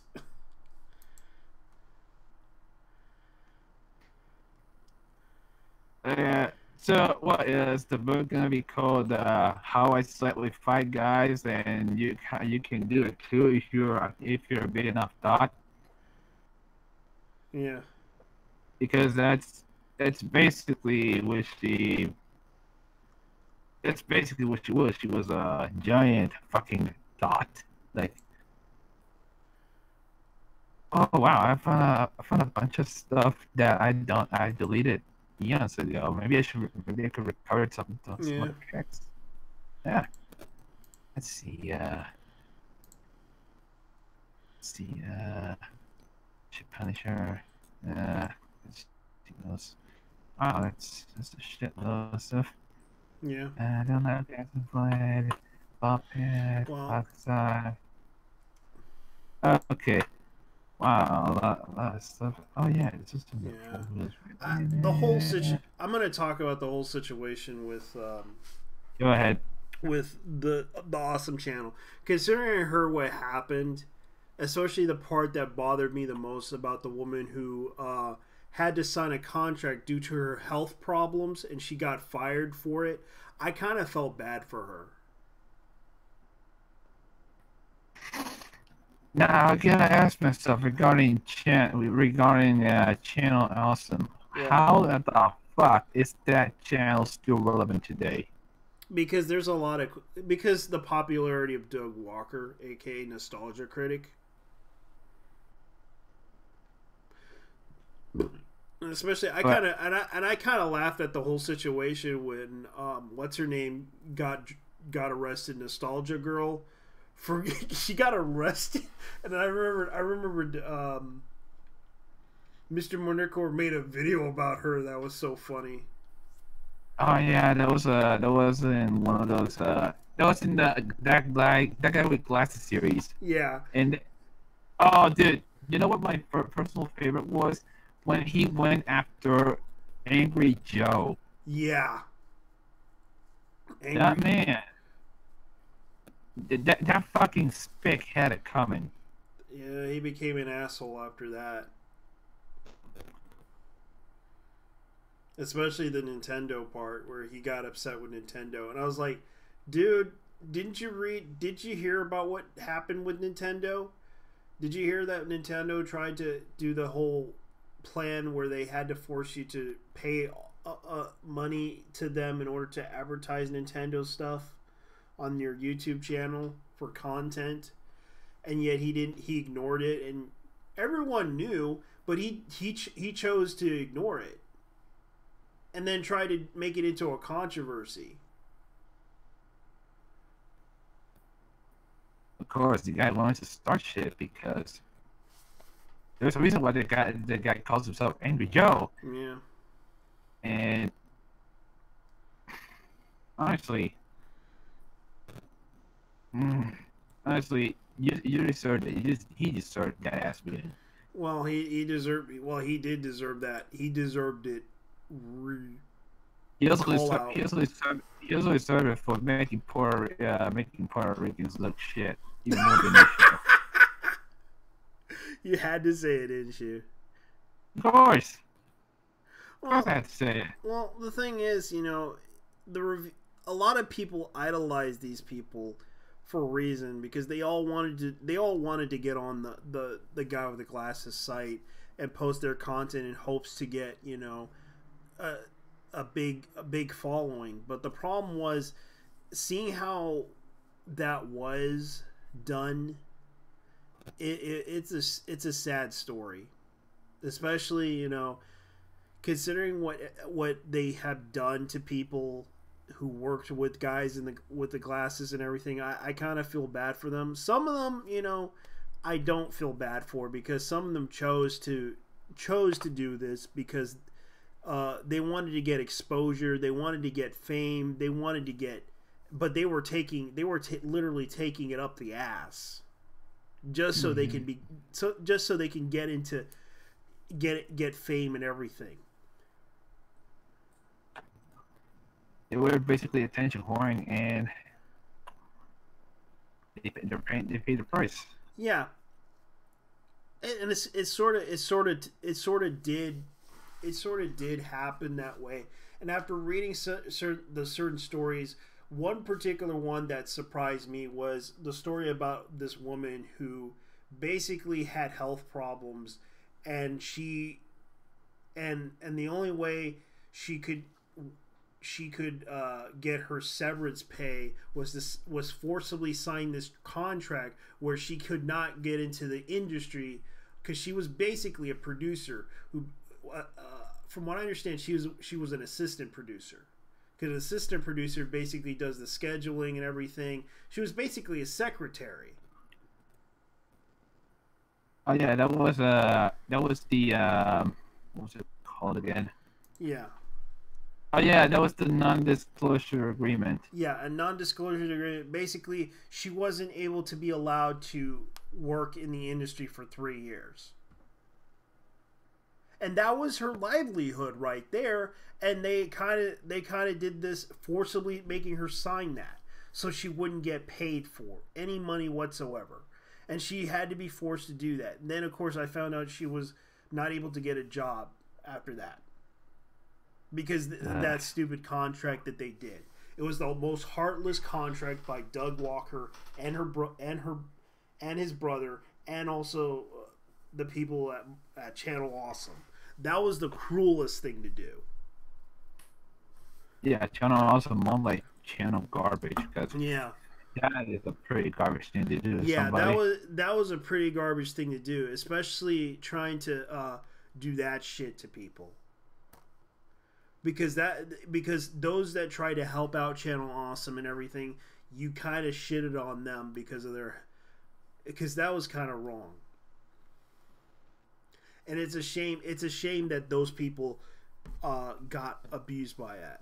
And I understand that was one particular thing that pissed me off. The rest of the stuff was just basically complaints and everything that they got involved in. That was all just petty stuff. The one issue that bothered me was that contract. Especially the part where, because even Gamer from Mars should have brought up that issue, but instead he brought up the complaints about the petty issues. That one issue bothered me the most, because the rest was basically they wanted to get exposure. They came down there, they got like free food, but they didn't get free food on the first day of set when they were doing that, when they were filming that project that they were doing. Yeah, it was. I did recall it wasn't the very first. Oh, wait, that was something else. But there was I think there was an agreement regarding the voice actress from Snow White not appearing on any public audience. Thanks to what's his name? Walt Disney. Mm-hmm. Let's see. And that's the weird part about it, is that they've been trying to make this into an issue about and right now, I was looking at the subscription thing, the Social Blade for Channel Awesome. Mm-hmm. Because I was like looking at Channel Awesome's Social Blade. They're not really losing much subscriber base. And I understand why, because a lot of people do respect their work and everything, especially their review content, because that's what they're known for. But I kind of feel bad for these people, because those that are like the lower tier, famous, you can tell that they didn't lose a lot of subscribers. They basically lost about 18,000 out of their subscriber base.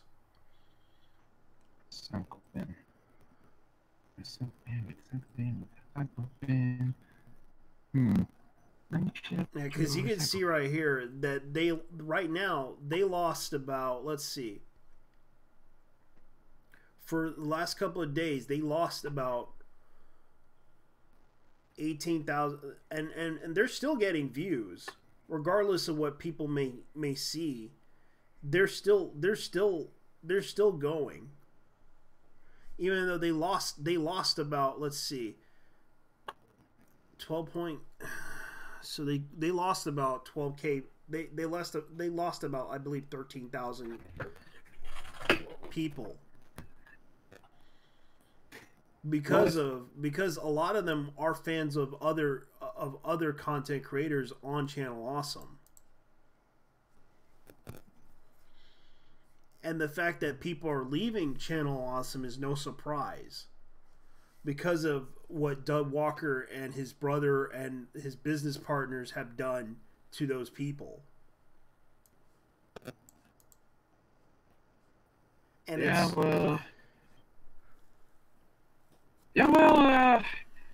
what you get when you fuck over your audience. No, they didn't fuck over the audience. They fucked over the content creators. Especially, it explains why Jew Mario died. Don't know who that is. Jew Mario was this guy. They used to work for Blistered Thumbs, and that was like their like brother site. Mm. It was mostly for video games. And how did he die? He committed suicide. Damn. Because he used to work with Doug Walker and all the other people in Channel Awesome when they were known as Blistered Thumbs, and then because it was like the video game site they had, and like I remembered someone explaining to me that Channel Awesome could have been their own. They could have been like another version of Maker Studios, but they chose to stick with YouTube.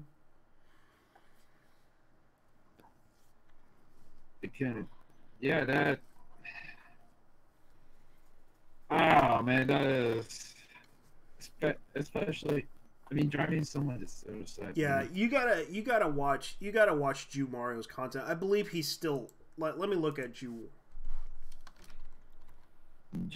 Mario. Yeah, Justin Carmichael. But I show up, don't gas me. Yeah, because gas me. Yeah, I'm surprised they didn't shut down his videos. I'm surprised they didn't come after him because of his name, like Jew Mario. Yeah, but he was actually a Jew. But a lot of people liked him because he was into imported Japanese games, and a lot of people liked him. Hey everybody, Jew Wario here, and welcome to You Can Play This on YouTube. You know what this series? It's pretty shit when someone you really like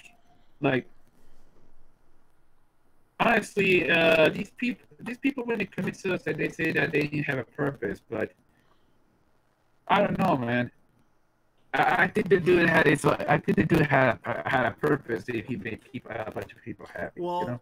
he kind of was worried about his content because he had a lot of subscribers, but it was the average of 30,000, and he was worried that he wasn't getting a lot of fame. A lot of people liked him in anime conventions, from what I heard. And the sad part about Jew Wario was he didn't get a lot of fame like Angry Joe, because he basically talks about Japanese imports and Japanese games, but his biggest thing that I liked about him is that he talks about Kamen Rider. He's a big fan of that.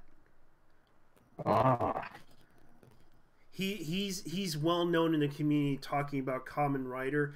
If you ask him anything about it, he would, from what I heard, he would tell you an episode and everything. He would tell you that type of stuff because he was such a big enthusiast about he was a Taku Sentai enthusiast. Yeah.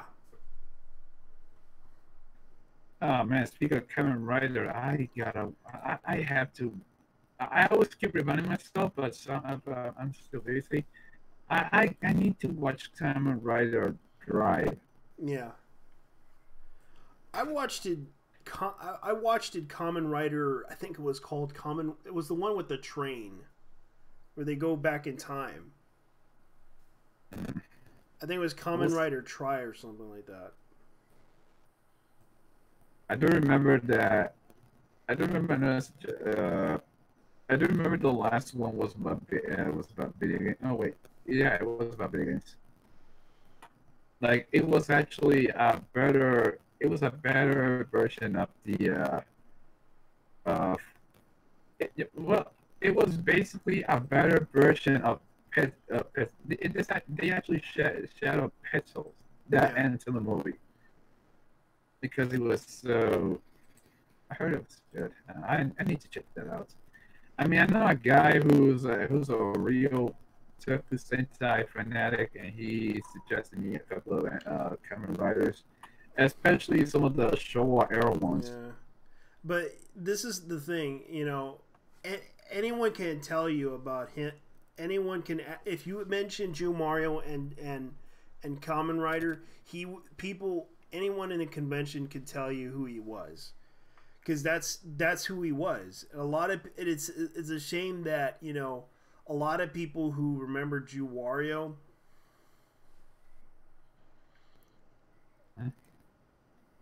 can tell you.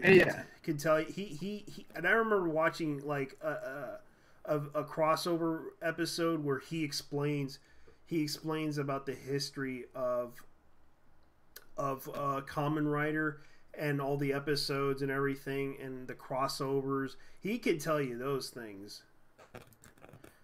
Dude. Speaking of, I remember when Mr. Very Close to holding Kara a new one because so who else was involved besides I recall Linkara, Ju Wario. Who else was involved in that stuff? Like wow, I know there were a lot of people who got involved in the in this issue with Channel Awesome. Yeah. Not just let's see. Yeah. Yeah, because a lot of YouTubers really like Ju Wario, and I thought his insight on Kamen Rider was interesting, because anyone who knows Justin Carmichael knows he was a big enthusiast, and that's what I remembered him for, because a lot of people asked him about Kamen Rider, and he would freaking flat out tell you about Kamen Rider, because he got into Kamen Rider and watched the fan subs. Especially, this was one of my favorite ones that he did. Ju Wario Rider review, like Kamen Rider the first. Like, he would tell you the history of Kamen Rider.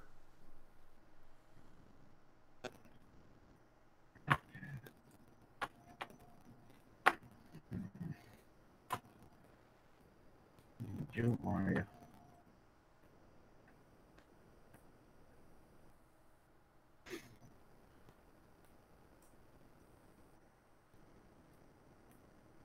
Oh, sorry if I'm. Yeah. Yeah. So, yeah. The thing is, I'm just. And he even has a uniform of one of the Kamen Rider. Like he was known for Kamen. I think it was Famicom. I think it was like Famicom Rider. Yeah, he was best known for that one.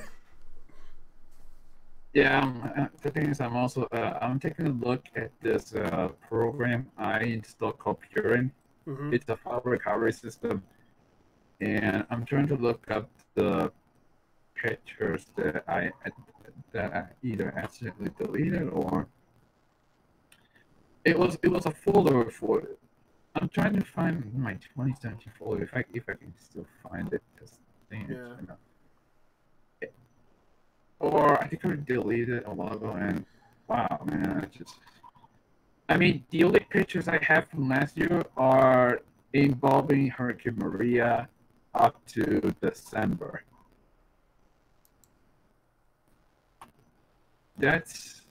Oh yeah, July, August, but the ones from January to May, those January to June, those are the ones I'm not sure if I even had them or deleted them or transferred them somewhere. Can't find them. So basically, keep on talking because I'm still looking at this.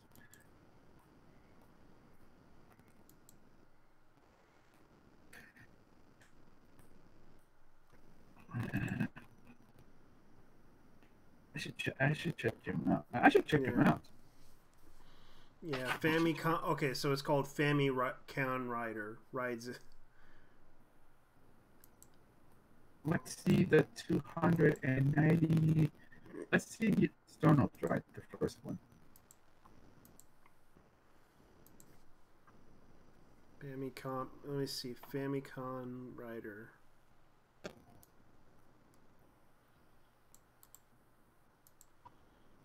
Oh, I didn't know we had other people watching. Sweetie and Darren. How's it going, guys? How's it going? Yeah, I'm sorry if I'm not paying attention. This is the chat, ladies and gentlemen. I've been looking up stuff. I have only one screen. All right, so Squeak was saying that he was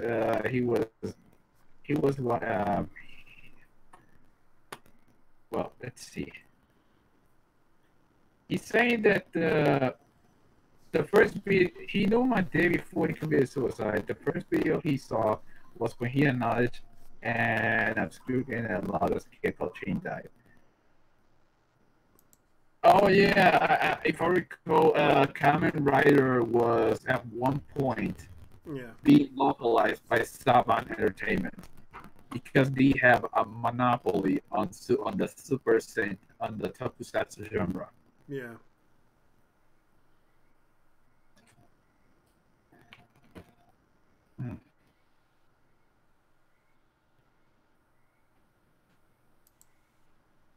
Let's see here. Famicom Rider. Apparently someone did make a... Okay, to me, that's more of a monopoly more than anything else regarding Saban's involvement in either butchering or translating tokusatsu series for the American public. And let's be honest here, being the first one being Jew Ranger and all. Really? No, for real. That's the name of That's the name of the first Sentai that Saban adapted. Jew Ranger, like Jew Ranger, but it's Jew Ranger. Jude. Oh, as in Jude, as in Jude. No. Here's the thing. It's pronounced Jew Ranger, like Jew Ranger, like Jew Ranger. Like, I'm sorry if I can't. No, it's alright. It's called Uchu Sentai Q Ranger. Yeah. And it was basically the very first adaptation. Oh yeah, Squeaky knows. Jew Ranger.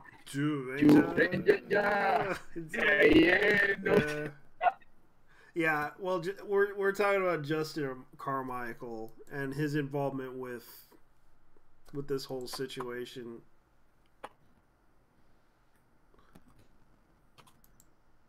Q Ranger. It was involving prehistoric creatures. I need to watch that one. Yeah.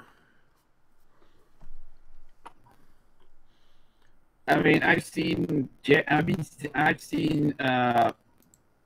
Toku Sentai shows I've seen were Car Ranger, Gekiso Sentai, Gekiso Sentai Car Ranger, which was basically Yeah, which was basically the adaptation. It got adapted into Power Rangers Turbo, Okay. and then there was uh, and then it was Chojin Sentai Jetman Yeah. or Jetman. Yeah. Thanks a lot, Squeaky. Ju Ranger, and she Uncle. Okay, Ju Rangers. But here's the the, the the real shame is not many people are translating the older stuff, Yeah. like Turbo Ranger or Jack Q. It's because I think it's because it's a really big challenge, especially the kanji's pretty old, and a lot of Japanese are fitting it into something else. Yeah, and then there's the Originally, Right. I remembered originally the Power Rangers were from a morning show that I used to watch back in the 80s, and from what I recall, it was hosted by this guy who was like on a sushi thing, like he was like in a sushi restaurant, and he was hosting hold on. It was a USA show, right? Yeah, it was a USA show. Oh yeah, that was here's the thing. It was a get dub of Sentai, of one of the Super Sentai shows from Japan. And it was from Japan, and the guy did this sushi thing, and I remember watching it, and it was like it was like an abridged version of it. And they used those clips from the Power Rangers show. Oh yeah, there we go. It was called Kagaku Sentai Dynaman. Yeah, Dynaman was one of the shows that I watched, and they used it from the original '90s version of the Power Rangers. Okay, so according to someone on a certain cancerous page, there was a sixth episode parody of Kagaku Sentai Dynaman, appropriately called Dynaman, that aired in the USA Network in '87. Toei once had plans for bringing Super Sentai over to the US in 2012 and 13. But it never happened. As a part of their toy channel for Japanese expats, but people showed almost zero interest in such a channel. Yeah, it wasn't very popular back in the days, especially when I remember watching it in the mornings. It was never that popular. I remember trying to get up early in the morning just to watch it, and I wasn't able to. It was that bad. I didn't even know that there was even a I know there were a couple of Japanese channels in the U.S., but they were mostly for Comcast. Yeah, they try to do that, but it didn't get that popular. I know in Canada there is a big following for Power Rangers because I know that the actors are Canadian, and a lot of people from Canada do watch the Power Rangers, and they do watch the Japanese versions of the show. It's really let's be honest with ourselves. Anything is better than the trash their kids are watching from Teletoon. Yeah, I agree.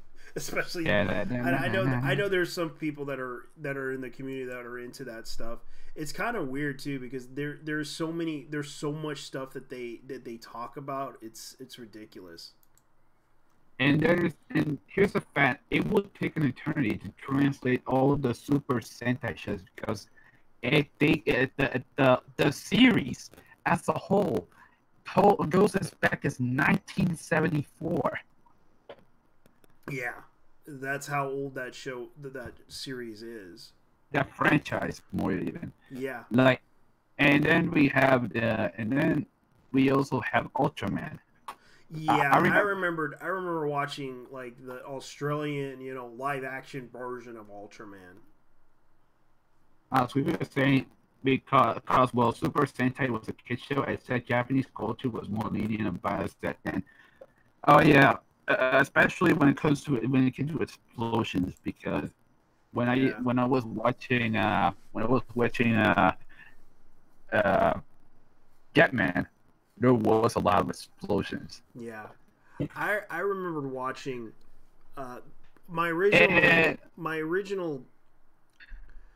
original encounter with Ultraman was basically, let's see if I remember correctly. It was when they brought out this TV show. It was done by some Australian television group, and they brought it out in the U.S. and it was a short-lived series, but it was a really interesting series. But it was a shame that they canceled it.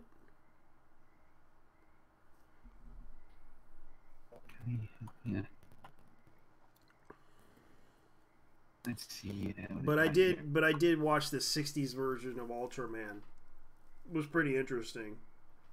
I'm gonna be honest with you. I'm still a noob when it comes to Toku Sentai, but I'm still a noob too. I still haven't watched a lot of Toko Sentai shows, and there's a lot of them that I did not know exist. dude, there's at least 42 two unofficial series Yeah, and a spin-off, which was made in Korea. yeah. There's also a Chinese one. There's also a Chinese one on YouTube. Oh yeah, I think another one you're talking about. It's the one made in Hong Kong, right? Yeah, it was made in Hong Kong. I thought it was okay. They had really cool designs for suits and everything. I thought it was really weird, but it was kind of funny to look at. There's another one that I remember that's unofficial. That's like it's called Akibara Rangers. That was my favorite series to watch because it was a parody series. Akihabara Rangers. So basically, it took place in the Akihabara district of Tokyo. Yeah. Oh Yeah. Lord. Akibara, I think it was Akibara Sentai. I think it was like Akibara Sentai Rangers or something like that. But it was a really good series. It was just that the whole premise of the series was that they were living in a delusional world, and they were trying to defend it against this evil woman who turned out the rumors about the actress was like she was like an ex-JAV star, and she was starring in that show. Holy shit! Wait, a Japanese individual star Yeah, in the city. yeah. Oh wow! Oh, that's fucking crazy, man. Yeah. And the thing about this is that there are a lot of weird shit that you would be surprised to. Let me see if I can find Akibara. Let me see if I can find. If I can.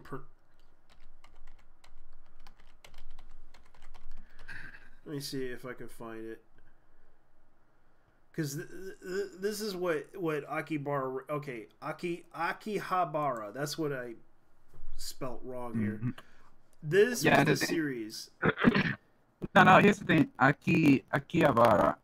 The H is like it's a soft H when it comes to okay. Akihabara, but I thought it was a hilarious series because a high school student, an old guy, and a cosplayer. okay. So it says here. All right, I'm checking out. There's also Power Rangers in Korea. Like, Yeah.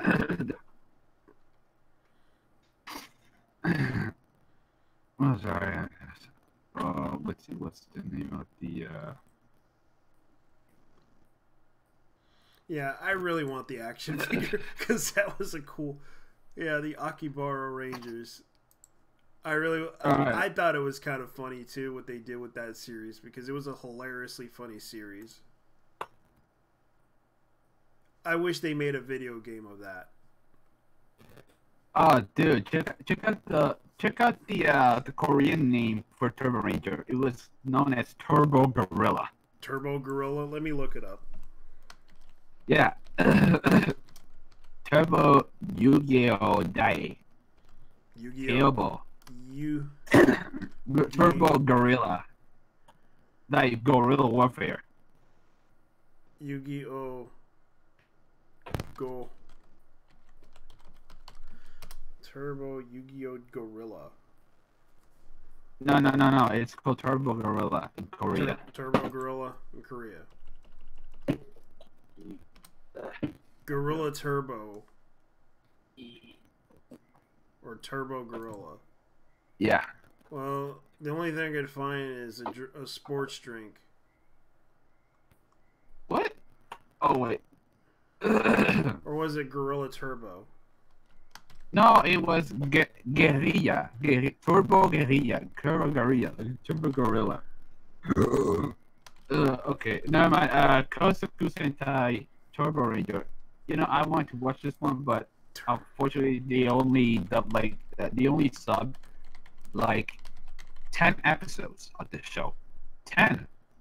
And then they either gave up or they moved on. Okay. I'm looking at something here. All I can find is the Korean version of Dino Thunder. I don't know. It's no. Saban's Dino. So they basically made a. Let's see. That's. I'm looking at the images. Power Rangers Energy Chasers. What?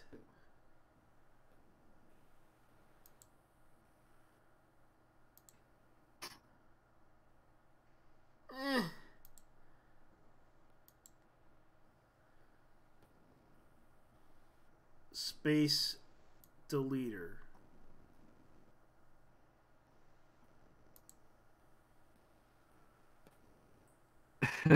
Okay. Go Busters. Yeah, I'm looking at like the Korean, you know, font of Akibara.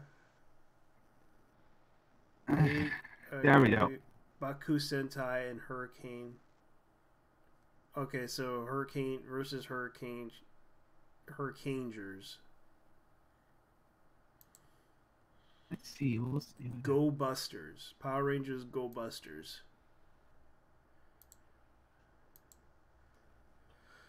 Let's see.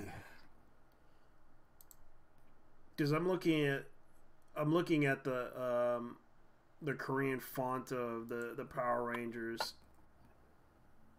Okay, so that's Kamen Rider. Okay. Kamen Rider, Power Rangers the movie.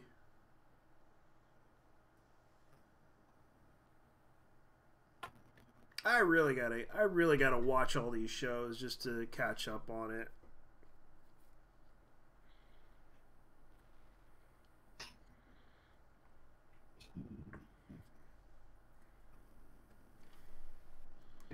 Yeah. I forgot the name of that fucking movie. I've seen it. I've seen the movie. A friend of mine. A friend of mine gave me the name. Yeah. Maybe I should take a look. Yeah, I'm looking at it right now. It's like the weird thing about it is looking at some of the old, Power Ranger stuff, and then you look at the current stuff like Ninja Steel. It's like and even the movie was surprisingly funny too. Oh, there we go. The Super Inframan. Super Inframan. Yeah. That's what it's called. The Korean version. No. That's the Chinese toku that I was talking about. It's called Inframan. No, Infra. Inframan. Yeah. Yeah, they have it on Blu-ray. Yeah, it was made by the Shaw Brothers. Oh, really? Yeah, the Shaw Brothers. Yeah, it seems like they got a movie of it. It's on Blu-ray. Yeah, it was from Shaw Brothers Limited. The same guys who used to do the Bruce. Oh wait. I need to watch this. I'm kind of curious about this because they even got a special Blu-ray DVD disc. Oh, it's on YouTube, dude. It's on YouTube too. Yeah. Oh shit. Like I'm Yeah, looking at it right now. I'm just like, dude. Because Yeah, I don't mind. up. I don't mind watching this stuff. It's like you look at the Inframan. He looks like another version of VR Troopers, except he isn't. Well, here's the thing. It was covered by Bryden Channel. You ever seen that guy? No. He's this guy who reviews cult classic movies and really shitty ones. Yeah. All right, so here's the link to the movie. Have fun. Okay. I'm gonna have to end the show though. Yeah. Yeah. We're doing. Yeah, Right. we're gonna end the show, and because I want to watch this, because I'm a bit curious about this show, because I want to see this movie and see what this is all about.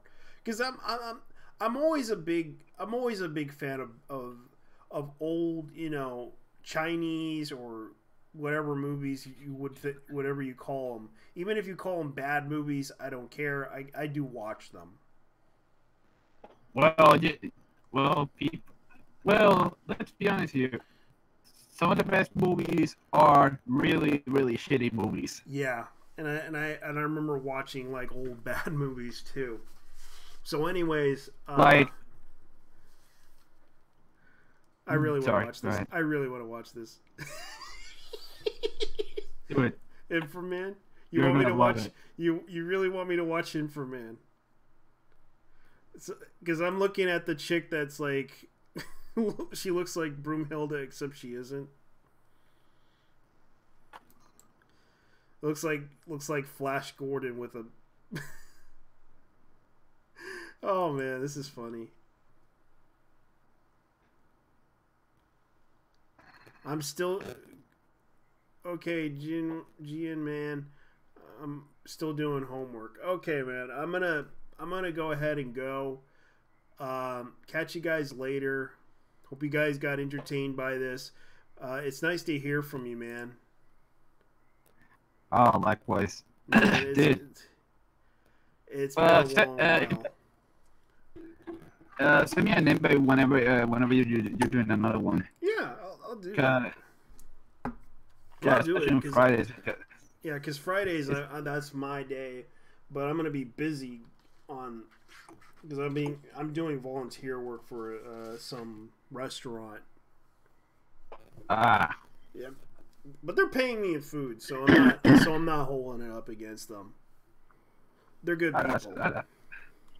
that's fucking. Oh, that's nice. Yeah, it's just dishwashing work, but it's a work assessment thing. It's just to get a job. Yeah, I gotta go too because I'm coughing up a storm. Must be the dust. Oh, really? Yeah. You're okay, I man? gotta wash. Yeah, I'm good. Yeah, I'm good. It's just allergies. Don't worry about it. Yeah, I got those too. Lately, it's been crazy. Alright. Yeah, Later, Super dude. Inframan. I'll watch it. Anyways, guys, good night. Thank you for watching. It's been almost 2 hours and 39 minutes. So, catch you guys later. Good night.